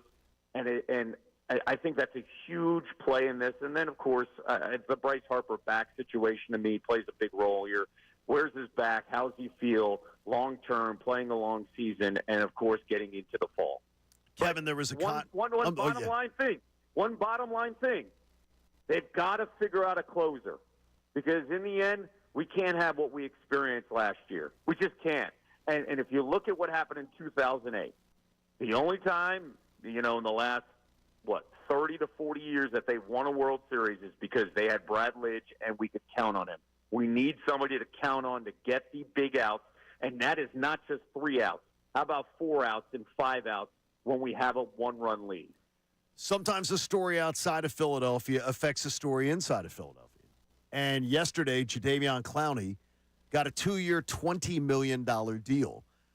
We are adamant here, and you as a Temple guy, I'm sure the same way. We all want Hassan Reddick back, but it tells me that what Hassan Reddick thinks is out there on the market probably is not realistic, and we're hoping that this thing gets done maybe even this weekend. We're more optimistic today because of that contract with Jadeveon Clowney. Yeah, Johnny, bring up a great point, too, and that April 1st deadline is fast approaching here. There is a reality, right, that sometimes when you look at the market, the money's dried up, right? And I think Hassan's going to find himself in that situation. And it really, really stinks because I have a great affinity, as you do, with Hassan, with our connection all the way back to when he was a walk-on at Temple. And this guy's earned every single thing with his hard work, right? The one issue with, I think you'll see a resolution is wherever Hassan plays is the guaranteed money in the final year. This final year with $15 million owed to him and no guaranteed money. That plays a big role here, especially when you look at his age and the way the NFL is shaped up at age 30 as a defensive end. But my goodness, if we were to keep him and the way that they believe this team and that defensive front's coming together, it'd be a huge boost for what they want to do long term. The other thing, too, though, is what you saw with the market with Jadeveon Clowney. If the Eagles were in a position that they have to trade Hassan, just be prepared. It's not the value of Hassan. It's just the value of defensive ends coming up right now. You're not going to get a lot when it comes to draft picks or any type of – I mean, we're looking at a day 3 pick. That could be the killer part where it's like, hey, do you go give him some guaranteed money, you keep him for a year and see what happens, and then he can test the market? Or do you just get a day 3 pick? And that's kind of the situation that we're in right now. Speaking of Kevin Negandhi on the Comcast Business Hotline from ESPN. Kevin, one of our storylines today was the return of James Harden last night. The game was great. Unfortunately, the ending wasn't great. Yeah, Brutal. Horrible ending. I want to ask you something. So we've been kicking around two things. I still, and I know I'm on an island on this, I still would have liked to have seen him back this season if everybody was bought in, which I know the whole Daryl Morey thing that blew up. So you quickly say no. My other question is, were you surprised by the reaction? I know he got booed out of introduction, which I'm not surprised by, but that lasted 4 quarters. Were you surprised by that? No, he was never a fit in Philadelphia. He was never a good fit in Philadelphia with the fan base. And I also think with the style of play. And guess what? He adjusted his style of play, which they asked him to, and he did a really good job with it last year. But he never really wanted to defer to Joel Embiid, but he did. He thought then afterwards he should be rewarded. But when you give us a performance like you do in Games 6 and 7, you're not going to get rewarded against a team like the Celtics. So there was never a real direct connection to Philadelphia. I give Daryl a ton of credit. I give Daryl a ton of credit finding a way to unload Ben Simmons and bring in a guy like James Harden. But I just never, ever, ever felt like James Harden was a Sixer that was going to be long-term here. And the guy wanted 4 more years to stay in Philadelphia. And if you look at his age and the way he plays, or 5 more years, that just wasn't going to be a fit. So to me, I think the reaction in Philly was just like, you didn't live up to the expectations that we had. I didn't really care for his comment after the game when he was like, I don't even think they know why they're booing. No, I think Philadelphia knows why they were booing, because it was just never a great fit. And it was finally the opportunity to boo a guy that didn't show up in the playoffs when they needed him at the end of that series. He had 2 great games in that series that they needed. But when they need somebody to step up late in that series against the Celtics to put the dagger, he was horrendous in Game 7. Horrendous. And there's a reason why they didn't get out of the second round. We can leave it just there, Andrew. I know I'm on an island. I do. I know I'm on an island. Kevin, you said exactly the exact same talking points that I've used all morning. And I felt the same way about him before he came here.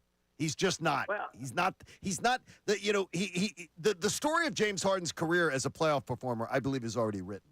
And I'll check back with people in May. Yeah. And I believe it's going to be the same story again. Could be.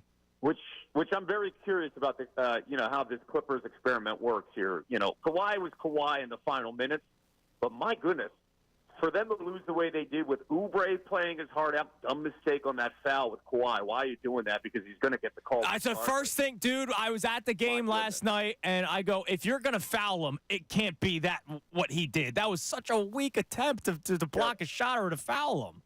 Just not smart right there. But the way that team played hard, and then you look on the other side that the Clippers had Kawhi, PG-13, and Harden and Westbrook, and they were struggling. There's a lot of holes in that Clippers team. They are soft. And when you look at the offensive rebounding, that Clippers team's got some issues, because I'm kind of curious to see if they could flip a switch, especially in the West. But the whole James Harden saga, I will say this final thing. I don't blame Daryl Morey for trying to improve the team when he had to get rid of Ben Simmons. Right. I really, though, wish that the trade would have been made for Halliburton with the Kings. I saw that down the road. I knew the future. I don't know the Kings. The Kings were probably asking for a lot more. I don't know any of the details. But, the one thing that we got out of all this, guys, we've got Tyrese Maxey, a superstar who's 23 years old. And that's the one thing that we got out of the last 3 years of this just miserable experience, and I feel really good about the way this team is trending with the money that they're going to have with the cap and Daryl and the pieces, offensive shooters around Joel. Yes. I feel really good about the future, but we'll see how this plays out. It's the NBA. Like you said, it's been a long couple of seasons, Kev. Listen, man, we appreciate it. We always love having you on. Can't wait to talk to you again next week. Thanks, Kev. Keep doing the great work on ESPN. And as we get closer, draft talk with you, man. Cannot wait. We're 28 days away. Fellas, be good. Have a good weekend. I love that. There he is, Kevin Nagandi on the Comcast Business Hotline from ESPN. Look, I know I'm on an island. You really I won't budge. I'm fascinated by it. And I won't budge. I find it a fascinating take. I love it. And I know it's such a weird take. You know, we get a tweet from Sean. Tales old as time. Nonsense question is asked, and two hosts have conflicting opinions. I've been saying this since they lost Game 7. I said on these airwaves, the day or two after they lost Game 7, people don't want to hear this right now, but they'll be contenders again next year. Now, I still thought Harden was going to be back. Right. You had no reason not to say that after. Right, and I thought they were going to add shooters. I was under the belief that Tobias Harris would have been moved.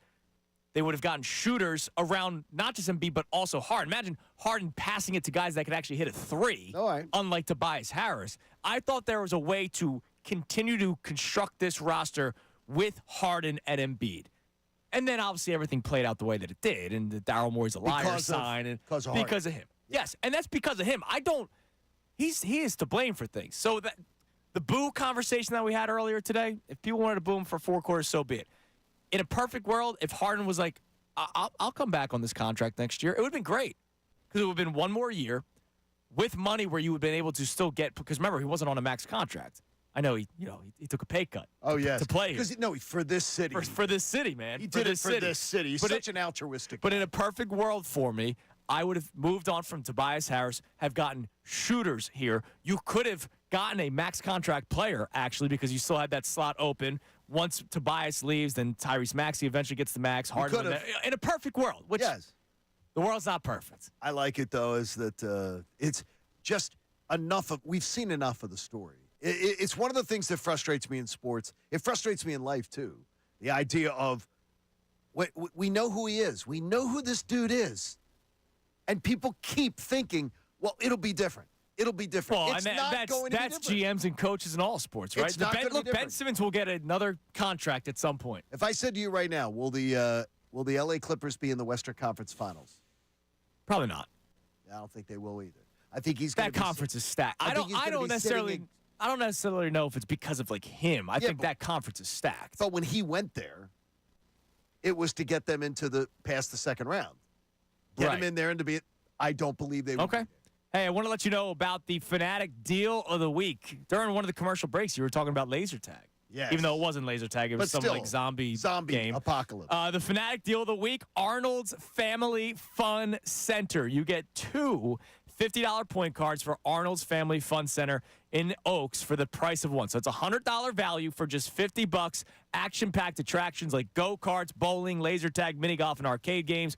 Arnold's is perfect for fun seekers of all ages. Get this exclusive offer while supplies last at 975thefanatic.com, keyword deal. And as I keep on saying, I think Arnold's needs to have us out there because I just want to kick both of your asses in go-karts. I would like the go-karts. Laser tag, mini golf, probably arcade games. Bowling will be the only thing I'll probably struggle with. Okay, so bowling you might lose. Yeah, I think bowling you would. Connor, you pretty good? No, he'll tell you. He'll tell you he's freaking Connor, bowls a 300. I backed up everything I've said so far, man. What do you mean you backed up everything you've said so far? You said that you could tackle Brian Westbrook. He didn't want any. Exactly. Bowling, I will say I will not win. Okay, you lose. You're not beating me in mini golf. I don't know if that's true. No, I'm going to tell. Well, we can put something. You'll beat me on the golf course and putting. No, I'm going to beat you on the. There's something with mini golf. Okay. Yeah, it's different. You will, it is different. I think it's a toss-up in the. It's a toss-up in go-karts. Because it's a lot of it's mechanical. Laser tag, I'm kicking your ass. Laser tag, you're kicking. I am diving. Kicking my backside. I am doing barrel rolls. You are kicking my backside. I am jumping over fences. Absolutely. I am probably leaving the field of play to come back in. I don't care. I'll play dirty. So if we're talking about rolling into Arnold's, I don't think you're going out a winner. No, I think you're losing 2 of the competitions. I'm getting the gold medal in the Arnold's Olympic Games. 610-632-0975 is the number to climb in. And you know Connor right now is going, he's losing it. I want this. I'm epic at laser tag. Yeah, I'd cook you guys. That number is also the number you could climb in via the text line. We were talking a lot about James Harden today. We'll reset the show. Also, coming up next, we got to talk more about this gambling stuff. Yep. So, in our 9 days, not even 9 full shows, because this is show number 9. Yes. We got an hour left, or less than an hour left. Otani's story comes out. Jonte Porter from Toronto the Raptors story. And now we have issues with college basketball. Not betting on games, But people are speaking out about getting college basketball removed from the books. For certain things. Yes, props and stuff. And they're being very vocal about it. There was a damning quote from the Clemson men's basketball coach that will play for you next. And I just wonder, will it ever change? I don't think it will. They're making too much money, the books. They making are. way too much money. But I'll run it by you guys Unless coming the up Feds next. swoop in. But Well, that could be it too. Again, don't forget, know the show from this hour specifically. Could be something from Kevin. Could be something from our talk about Arnold's. Could be something during the next segment.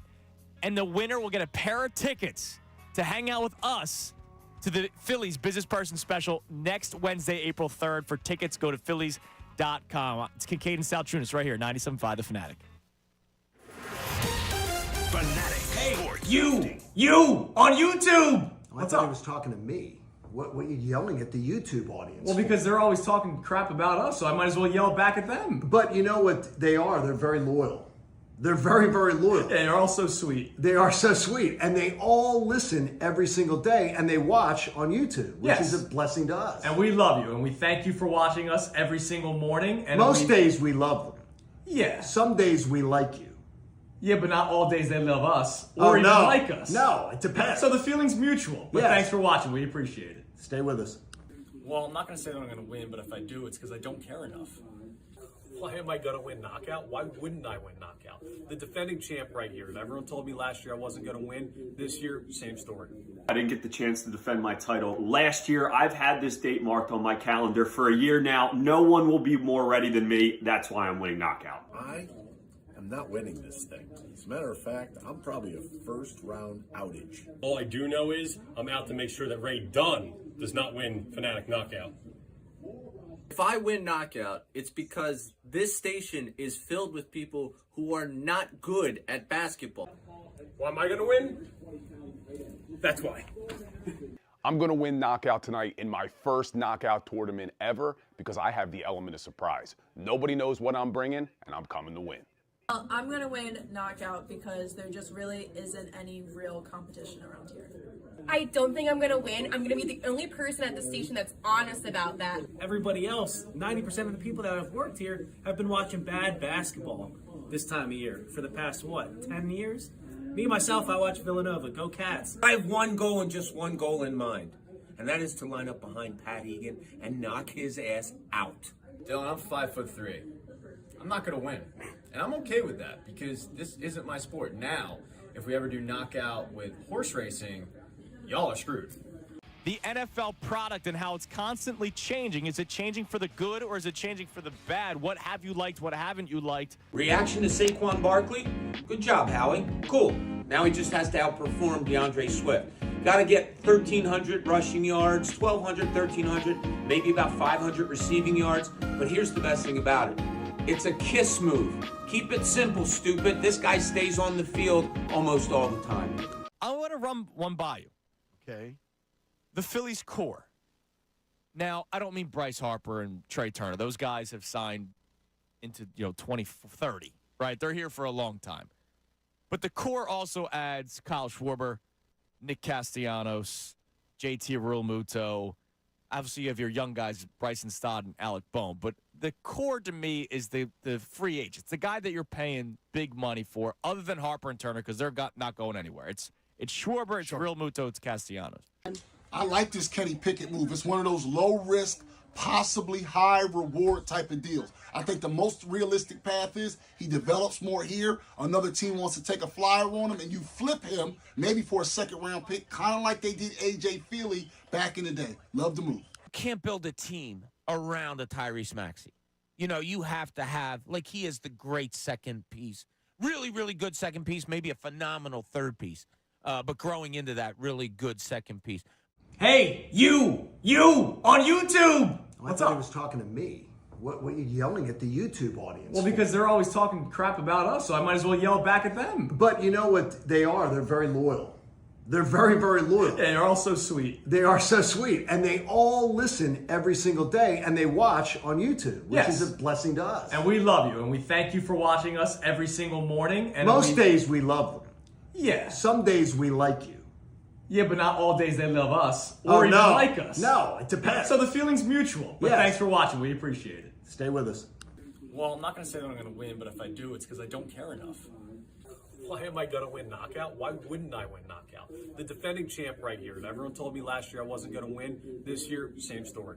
I didn't get the chance to defend my title last year. I've had this date marked on my calendar for a year now. No one will be more ready than me. That's why I'm winning knockout. I am not winning this thing. As a matter of fact, I'm probably a first-round outage. All I do know is I'm out to make sure that Ray Dunn does not win Fanatic knockout. If I win knockout, it's because this station is filled with people who are not good at basketball. Why am I going to win? That's why. I'm going to win knockout tonight in my first knockout tournament ever because I have the element of surprise. Nobody knows what I'm bringing, and I'm coming to win. I'm going to win knockout because there just really isn't any real competition around here. I don't think I'm going to win. I'm going to be the only person at the station that's honest about that. Everybody else, 90% of the people that have worked here have been watching bad basketball this time of year for the past, 10 years? Me, myself, I watch Villanova. Go Cats. I have one goal and just one goal in mind, and that is to line up behind Pat Egan and knock his ass out. Dylan, I'm 5'3". I'm not going to win. And I'm okay with that because this isn't my sport. Now, if we ever do knockout with horse racing, y'all are screwed. The NFL product and how it's constantly changing. Is it changing for the good or is it changing for the bad? What have you liked? What haven't you liked? Reaction to Saquon Barkley? Good job, Howie. Cool. Now he just has to outperform DeAndre Swift. Got to get 1,300 rushing yards, 1,200, 1,300, maybe about 500 receiving yards. But here's the best thing about it. It's a kiss move. Keep it simple, stupid. This guy stays on the field almost all the time. I want to run one by you. Okay. The Phillies core. Now, I don't mean Bryce Harper and Trey Turner. Those guys have signed into 2030, right? They're here for a long time. But the core also adds Kyle Schwarber, Nick Castellanos, JT Realmuto. Obviously, you have your young guys, Bryson Stott and Alec Bohm. But the core to me is the free agent. It's the guy that you're paying big money for, other than Harper and Turner, because they're not going anywhere. It's Schwarber, it's Realmuto, it's Castellanos. I like this Kenny Pickett move. It's one of those low-risk, possibly high-reward type of deals. I think the most realistic path is he develops more here. Another team wants to take a flyer on him, and you flip him maybe for a second-round pick, kind of like they did A.J. Philly back in the day. Love the move. You can't build a team around a Tyrese Maxey. You have to have, he is the great second piece. Really, really good second piece, maybe a phenomenal third piece. But growing into that really good second piece. Hey, you on YouTube. I thought he was talking to me. What are you yelling at the YouTube audience? Well, because they're always talking crap about us, so I might as well yell back at them. But you know what they are? They're very loyal. They're very, very loyal. Yeah, they're all so sweet. They are so sweet. And they all listen every single day, and they watch on YouTube, which is a blessing to us. And we love you, and we thank you for watching us every single morning. And most days we love them. Yeah. Some days we like you. Yeah, but not all days they love us or even like us. No, it depends. So the feeling's mutual. But thanks for watching. We appreciate it. Stay with us. Well, I'm not going to say that I'm going to win, but if I do, it's because I don't care enough. Why am I going to win knockout? Why wouldn't I win knockout? The defending champ right here. And everyone told me last year I wasn't going to win. This year, same story. I didn't get the chance to defend my title last year. I've had this date marked on my calendar for a year now. No one will be more ready than me. That's why I'm winning knockout. I am not winning this thing. As a matter of fact, I'm probably a first-round outage. All I do know is I'm out to make sure that Ray Dunn does not win Fanatic knockout. If I win knockout, it's because this station brought to you by the Bagster. It's a dumpster in a bag. Hey, you on YouTube. I thought he was talking to me. What are you yelling at the YouTube audience? Well, because they're always talking crap about us.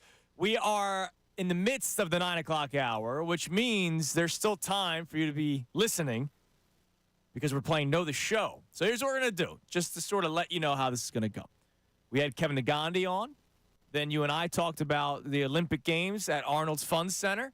So maybe something from that could be an answer for Know the Show. We have all of this segment. And then what we'll do is during the final segment, we've been doing the Kincade and Salciunas Key 3 into the crossover with Bob Cooney. What I'm going to do is ask the question before the Key 3. We'll play it, and then the winner, hopefully, will give us an answer in between Kincade and Salciunas Key 3 into the crossover. Sounds good. Sounds good? Sounds good. I'm just Sounds letting acceptable. the people know, because I'm sure there's somebody going, oh, man, when do I have to answer the question?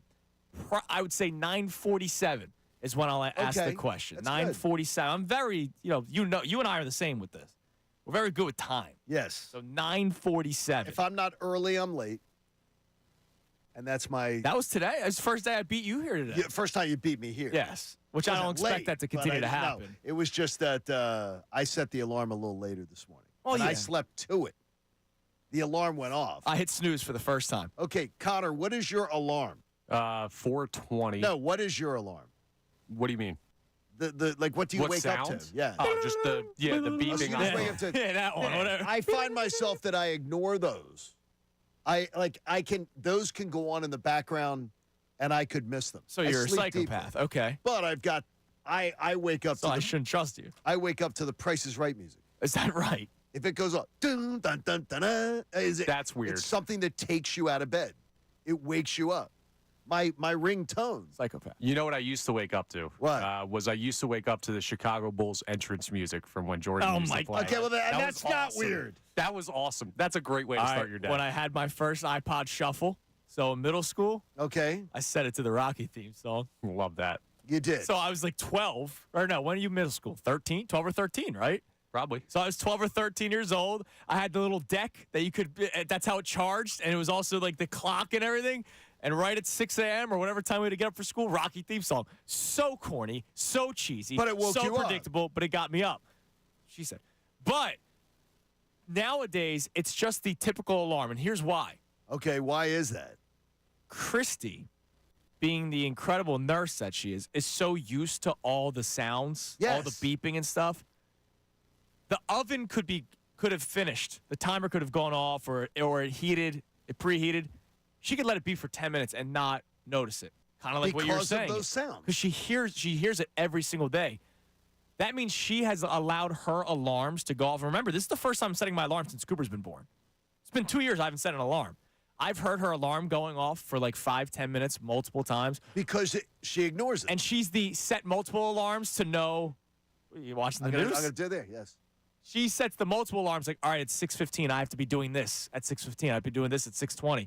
See? And she'll let it play over and over and over again, and it drives me bananas. So that sound, I get a visceral reaction to it, which gets me out of bed. Yeah, that's a do it. And then if it's like, if my phone rings, it'll be, I'll hit the phone ring, and it'll I feel like we have a drop board that can help you out. It'll be the Channel 6. Oh, you have the Channel 6? Action News thing. That's So I have that. But I have a ringtone for my wife and my daughter also. Oh, okay. So that way I know the song. That they're because calling. Sounds totally. Christina will say, tell me when the washer or dryer goes off. The sound doesn't even register with me. Tell me when the oven's heated up. Doesn't register. You're just like Christy. It's just lost. Wow. Whereas something like a sound, like the Price is Right theme, will wake me up out of bed. And it did this morning. I usually turn it off before the alarm goes off. Right. Well, your body gets trained. Oh, it was a late night last night. It was. All right. So it's been a spirited show today. It has been. With this Harden thing. Very spirited. I will tell you right now, I am very excited for tomorrow. Tomorrow's opening day. I can't wait to have uplifting conversation. Yes. Right? It's opening day. I know we had the guy earlier this week that was upset that I asked a question of what if things don't go well for the Phillies. Tomorrow there's no what ifs. Tomorrow is a fun day.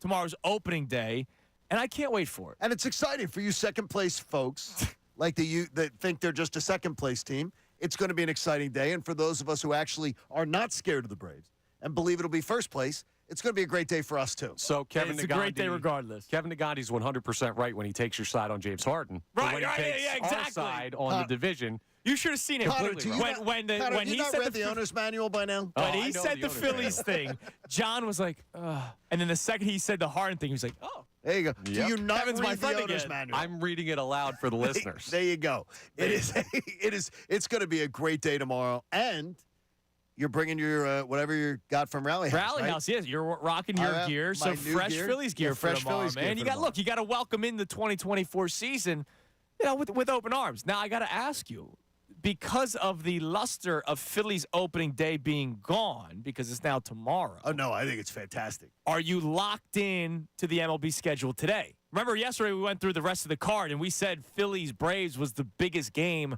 other than maybe Yankees Astros. If baseball is on and I'm bouncing around the channels, I'll watch them. Okay. Yeah. But I am not making an appointment for any other I'm in opening day baseball. I'm in on all day. I might flip tonight for Cubs Rangers during watching the Flyers game, yeah. which you'll hear here on 97.5 The Fanatic. But 3:05, let's see, how many first pitches do we have at 3:05? We have the Angels-Orioles. Oh, it's the only one. So that's the only 3:05. No, I'm in. Angels-O's? Screw it. It's baseball. And then we have a bunch of 4:10 games. We have the Padres-Giants, Blue Jays-Rays, Yankees-Astros, Pirates-Marlins, Twins-Royals, Tigers-White Sox. Oh, my God. Okay. Baseball. It's exciting. Baseball is back. You're nuts. I'm locked into my pillow. All you're going to hear is... Dude, come on, man. You're supposed to be Mr. Baseball over there. We were up late last I night. don't watch the playoffs when the Phillies aren't in. It's opening day, dude. This is a freaking holiday. Connor's in the Locked On Nap podcast. That's ridiculous, dude. Good one. Oh, God, I'm all alone, apparently. Let's go to Davey and Ben Salem. What's up, Dave? Hey, good morning, guys. How are you? What's up, How are you, Dave? John?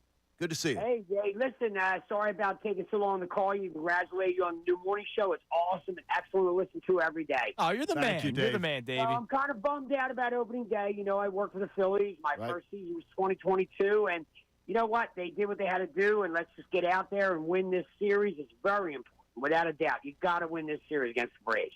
Well, you want to make a statement right off the bat because you only have 13 games. We got must-win series in March. No, you want to make a statement. That's me. That's the way I roll, Andrew. Dave. You know that. Now, Kevin If they made a don't good win, point. season over.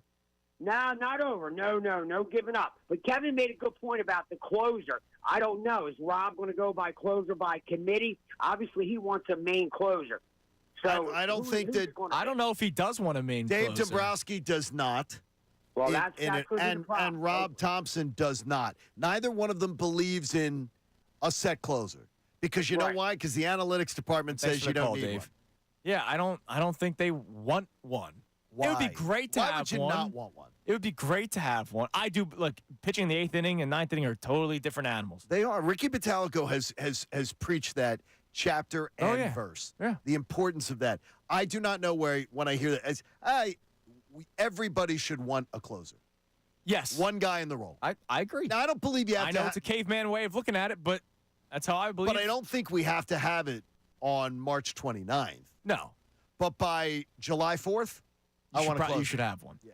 All right. So the other thing that I want to play for you, this gambling thing. It's amazing. It's amazing because of how it's kind of it's snowballing right now. You had the Ohtani thing, Porter from the Raptors, and now all of a sudden colleges are asking to remove certain prop bets. And the Clemson men's basketball head coach, because they're still in the tournament, was asked about basically that. And take a listen to what he had to say. I haven't seen it personally. It wouldn't shock me. People are extremely aggressive these days. You know, we get phone calls in our office sometimes when things obviously don't go better's way and we get some nasty calls. So I know our players probably get that through social media. You know, it's a really unique time with everything going on in college athletics, and now the gambling piece is a whole nother, log on the fire. So it's really, this is so special. This whole experience as a young person is so special that I know it's professionalizing in a lot of ways, and I'm a little more old school, and it worries me tremendously. That's another thing to be worried about. So if you're calling a school because your bet didn't hit, you got a problem. I love sports betting. So do I. All right? We're talking about our futures for the season. I'm probably going to throw together an opening day parlay. I usually do that every single year, right? The games that are playing. Love doing that kind of stuff. If the Pirates lose, I'm not about to call the Pirates front office and complain that they lost a bet of mine. It's only going to get worse to an extent. I don't believe there should be prop bets on college athletics.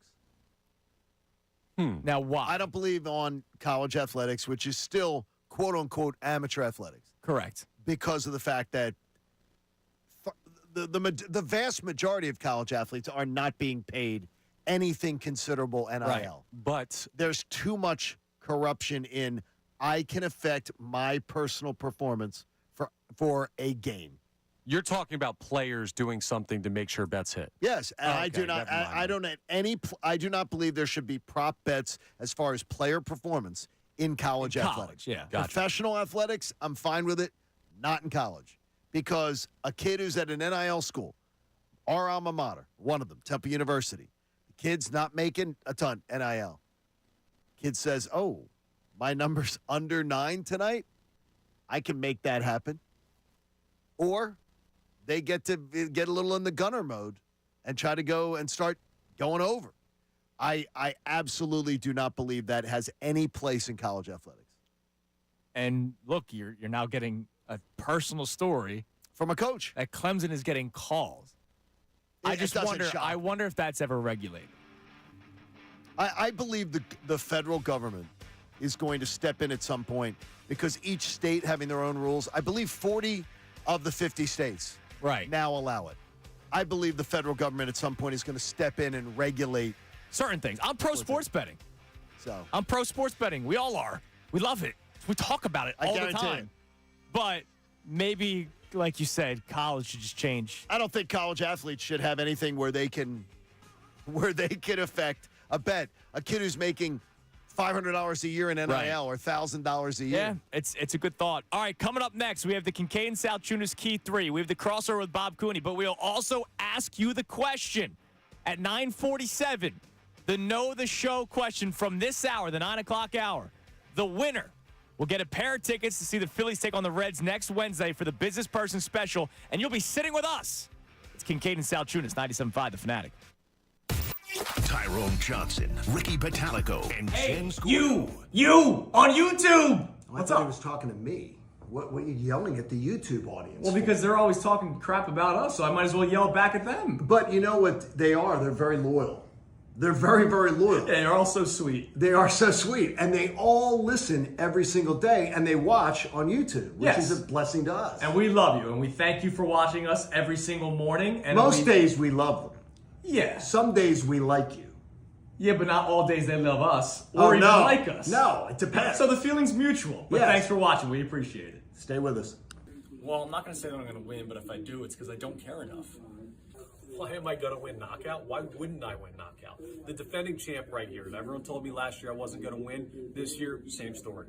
I didn't get the chance to defend my title last year. I've had this date marked on my calendar for a year now. No one will be more ready than me. That's why I'm winning knockout. I am not winning this thing. As a matter of fact, I'm probably a first-round outage. All I do know is I'm out to make sure that Ray Dunn does not win Fanatic knockout. If I win knockout, it's because this station is filled with people who are not good at basketball. Why am I going to win? That's why. I'm going to win knockout tonight in my first knockout tournament ever, because I have the element of surprise. Nobody knows what I'm bringing, and I'm coming to win. I'm going to win knockout because there just really isn't any real competition around here. I don't think I'm going to win. I'm going to be the only person at the station that's honest about that. Everybody else, 90% of the people that have worked here have been watching bad basketball this time of year for the past, 10 years? Me, myself, I watch Villanova. Go Cats. I have one goal and just one goal in mind, and that is to line up behind Pat Egan and knock his ass out. Dylan, I'm 5'3". I'm not going to win. And I'm okay with that, because this isn't my sport. Now, if we ever do knockout with horse racing, y'all are screwed. The NFL product and how it's constantly changing. Is it changing for the good or is it changing for the bad? What have you liked? What haven't you liked? Reaction to Saquon Barkley? Good job, Howie. Cool. Now he just has to outperform DeAndre Swift. Got to get 1,300 rushing yards, 1,200, 1,300, maybe about 500 receiving yards. But here's the best thing about it. It's a kiss move. Keep it simple, stupid. This guy stays on the field almost all the time. I want to run one by you. Okay. The Phillies core. Now, I don't mean Bryce Harper and Trey Turner. Those guys have signed into 2030. Right? They're here for a long time. But the core also adds Kyle Schwarber, Nick Castellanos, JT Realmuto. Obviously, you have your young guys, Bryson Stott and Alec Bohm. But the core to me is the free agents, the guy that you're paying big money for, other than Harper and Turner, because they're not going anywhere. It's Schwarber, it's Realmuto, it's Castellanos. I like this Kenny Pickett move. It's one of those low-risk, possibly high-reward type of deals. I think the most realistic path is he develops more here. Another team wants to take a flyer on him, and you flip him maybe for a second-round pick, kind of like they did A.J. Philly back in the day. Love the move. You can't build a team around a Tyrese Maxey. You have to have, like, he is the great second piece. Really, really good second piece, maybe a phenomenal third piece. But growing into that really good second piece. Hey, you on YouTube. I thought he was talking to me. What are you yelling at the YouTube audience? Well, because they're always talking crap about us, so I might as well yell back at them. But you know what they are? They're very loyal. They're very, very loyal. Yeah, they're all sweet. They are so sweet. And they all listen every single day, and they watch on YouTube, which is a blessing to us. And we love you, and we thank you for watching us every single morning. And most days we love them. Yeah. Some days we like you. Yeah, but not all days they love us or even like us. No, it depends. So the feeling's mutual. But thanks for watching. We appreciate it. Stay with us. Well, I'm not going to say I'm going to win, but if I do, it's because I don't care enough. Why am I going to win knockout? Why wouldn't I win knockout? The defending champ right here. Everyone told me last year I wasn't going to win. This year, same story. I didn't get the chance to defend my title last year. I've had this date marked on my calendar for a year now. No one will be more ready than me. That's why I'm winning knockout. I am not winning this thing. As a matter of fact, I'm probably a first-round outage. All I do know is I'm out to make sure that Ray Dunn does not win Fanatic knockout. If I win knockout, it's because this station is filled with people who are not good at... On Kincade and Salciunas. Kincade and Salciunas, Key 3, coming up momentarily, and then our crossover with Bob Cooney. But know the show from just this hour alone, and we'll be doing this again tomorrow because we not only have one pair, we have two pairs, but we're doing one pair today. We'll do a pair tomorrow for next week's Business Person Special. We wanted to give you some extra time to make sure you could get out of work and maybe get your kid out of school, have that pre-planned, which is always the best, to get out of school to go to a baseball game. A lot of kids are off tomorrow. Right, well, but Wednesday. This is for Wednesday's game. What I'm saying is that for tomorrow, they'll be in Wednesday. Right. They need planning. Yeah, good point. So, caller number 5 to the contest line, 215-263-0975. Caller number 5. And if caller number 5 doesn't get it right, then we move on to 6 and 7 and 8, 9, 10. Know the show question. We asked Kevin Nagandi, what was the storyline that he was most excited to follow this season? And he gave a specific answer. So caller number 5, 215-263-0975. If you get it correctly, you will win a pair of tickets to see the Phillies take on the Reds next week and hang out exclusively with us, Kincade and Salciunas. Connor Thomas will join us, and Haley's going to join us for the Phillies Business Person Special Wednesday, April 3rd versus the Reds. For tickets, go to Phillies.com. It's time now for Kincade and Salciunas, Key 3. Now, the Kincade and Salciunas Key 3. Today's best. What I want to ask today is I want to try to mix in both holly jolly positive, okay, to appease some people in the audience, but then also I think logical conversation about what could go wrong because our teams aren't guaranteed to win championships every single year. I don't know if you've realized that. No, I realize it better than you do. Oh, you do? I've lived it longer. But what could go right and what could go wrong for some of our teams? So let's start with the baseball team. Let's start with the positive. The thing that I've been pushing a lot this year, I expect 35 to 40 home runs out of this guy. I think we're going to see vintage Bryce Harper this year. I don't believe Trey Turner is going to be returning to the All-Star. How many times do guys make the All-Star team because of their glove? Well, it's part of his thing is I also then going to follow that up with I don't believe he's the hitter that he's been. Do I think he's going to be a better player than last year? Absolutely. Do I think he's going to be a consistent performer over the course of the season? Yes. I don't think we're going to see just these terrible, terrible dropped months. I don't believe he's that hitter anymore. Like when Connor was saying yesterday, he thinks he could compete for most hits in the league. I don't believe he's there. And I do not believe he's there as a fielder. He was the worst fielding shortstop in baseball last year. He was. I think he's going to get back to being average.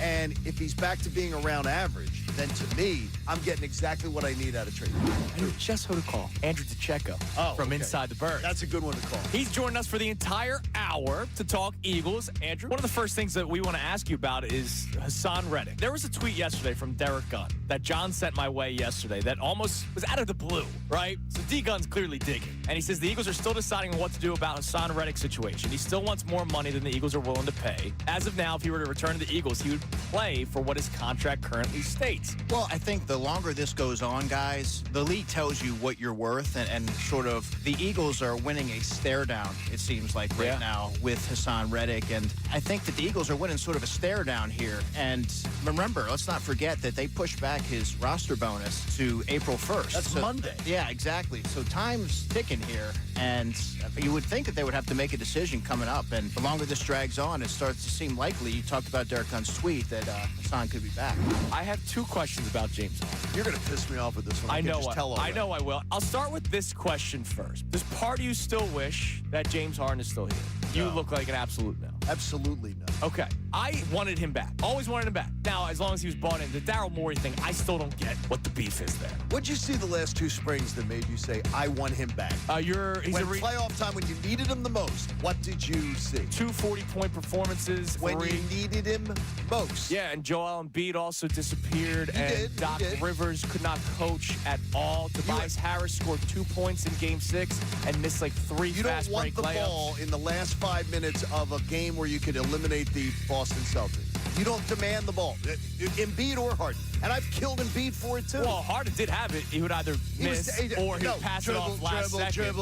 Dribble. Yeah. I don't know what you saw. He's the reason why you even got to a Game 6. He was fantastic in 2 of the games of that series. 3 of those games. I did want James Harden back. I do think you're not as bad as you are right now without Joel Embiid if you had James Harden.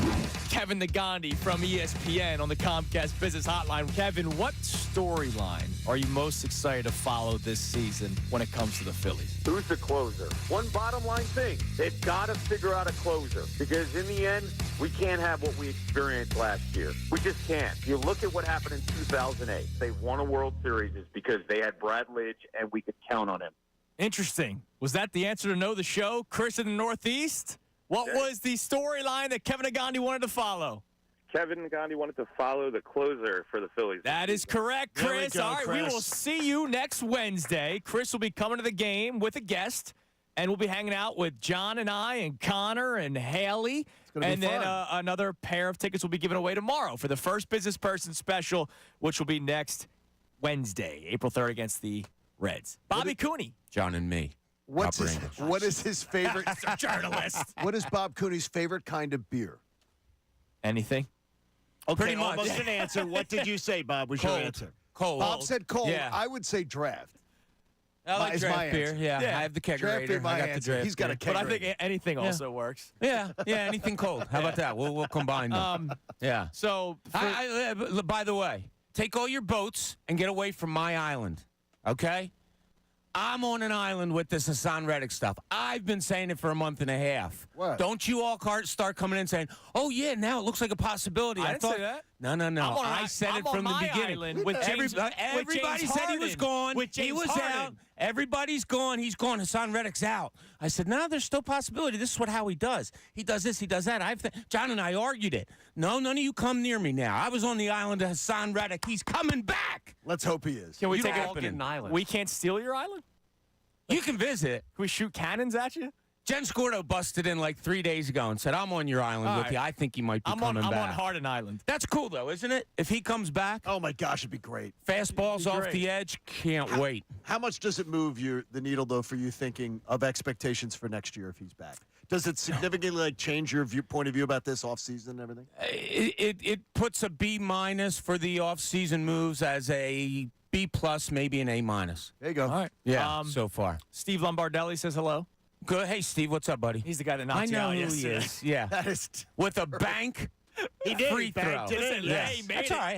Hey, good he for made him. it. Yeah, You that didn't was fun bank, last you night. missed. What do you got coming up on the show today? So Eddie Barkowitz is going to join us at 11 to talk about all sports betting. We got such good response from Eddie last week. Nice. So we'll have him talking mostly Major League Baseball and some other things. We have some feelers out for some Phillies stuff, so we might be having guests joining us later on for that. But a lot of Phillies today. We'll look at that Sixers loss last night. That was there's a difference between the two teams and what the Sixers just don't have right now. So all that, a lot more. All right, well, it'll be coming your fun. way at 10 You o'clock. guys are the best. Good listen today. Thank you, buddy. Thanks, Bobby. Hey, support life-saving cancer research. Join us and our generous partners, Paul B. Moyer and Sons, and make a donation to the American Association for Cancer Research. You can do it today at 975thefanatic.com/AACR because cancer research saves lives. We don't have to re-record our promo. Tomorrow's going to be a lot of fun. Tomorrow's opening day, so we could just run the promo that was supposed to run. Well, Ricky Bo joins us tomorrow. Yeah. That'll be fun. So we could just rerun the promo, right, Connor? We'll see. Yeah, Connor's a stickler. Opening day tomorrow. Can't wait. We'll talk to you tomorrow, 6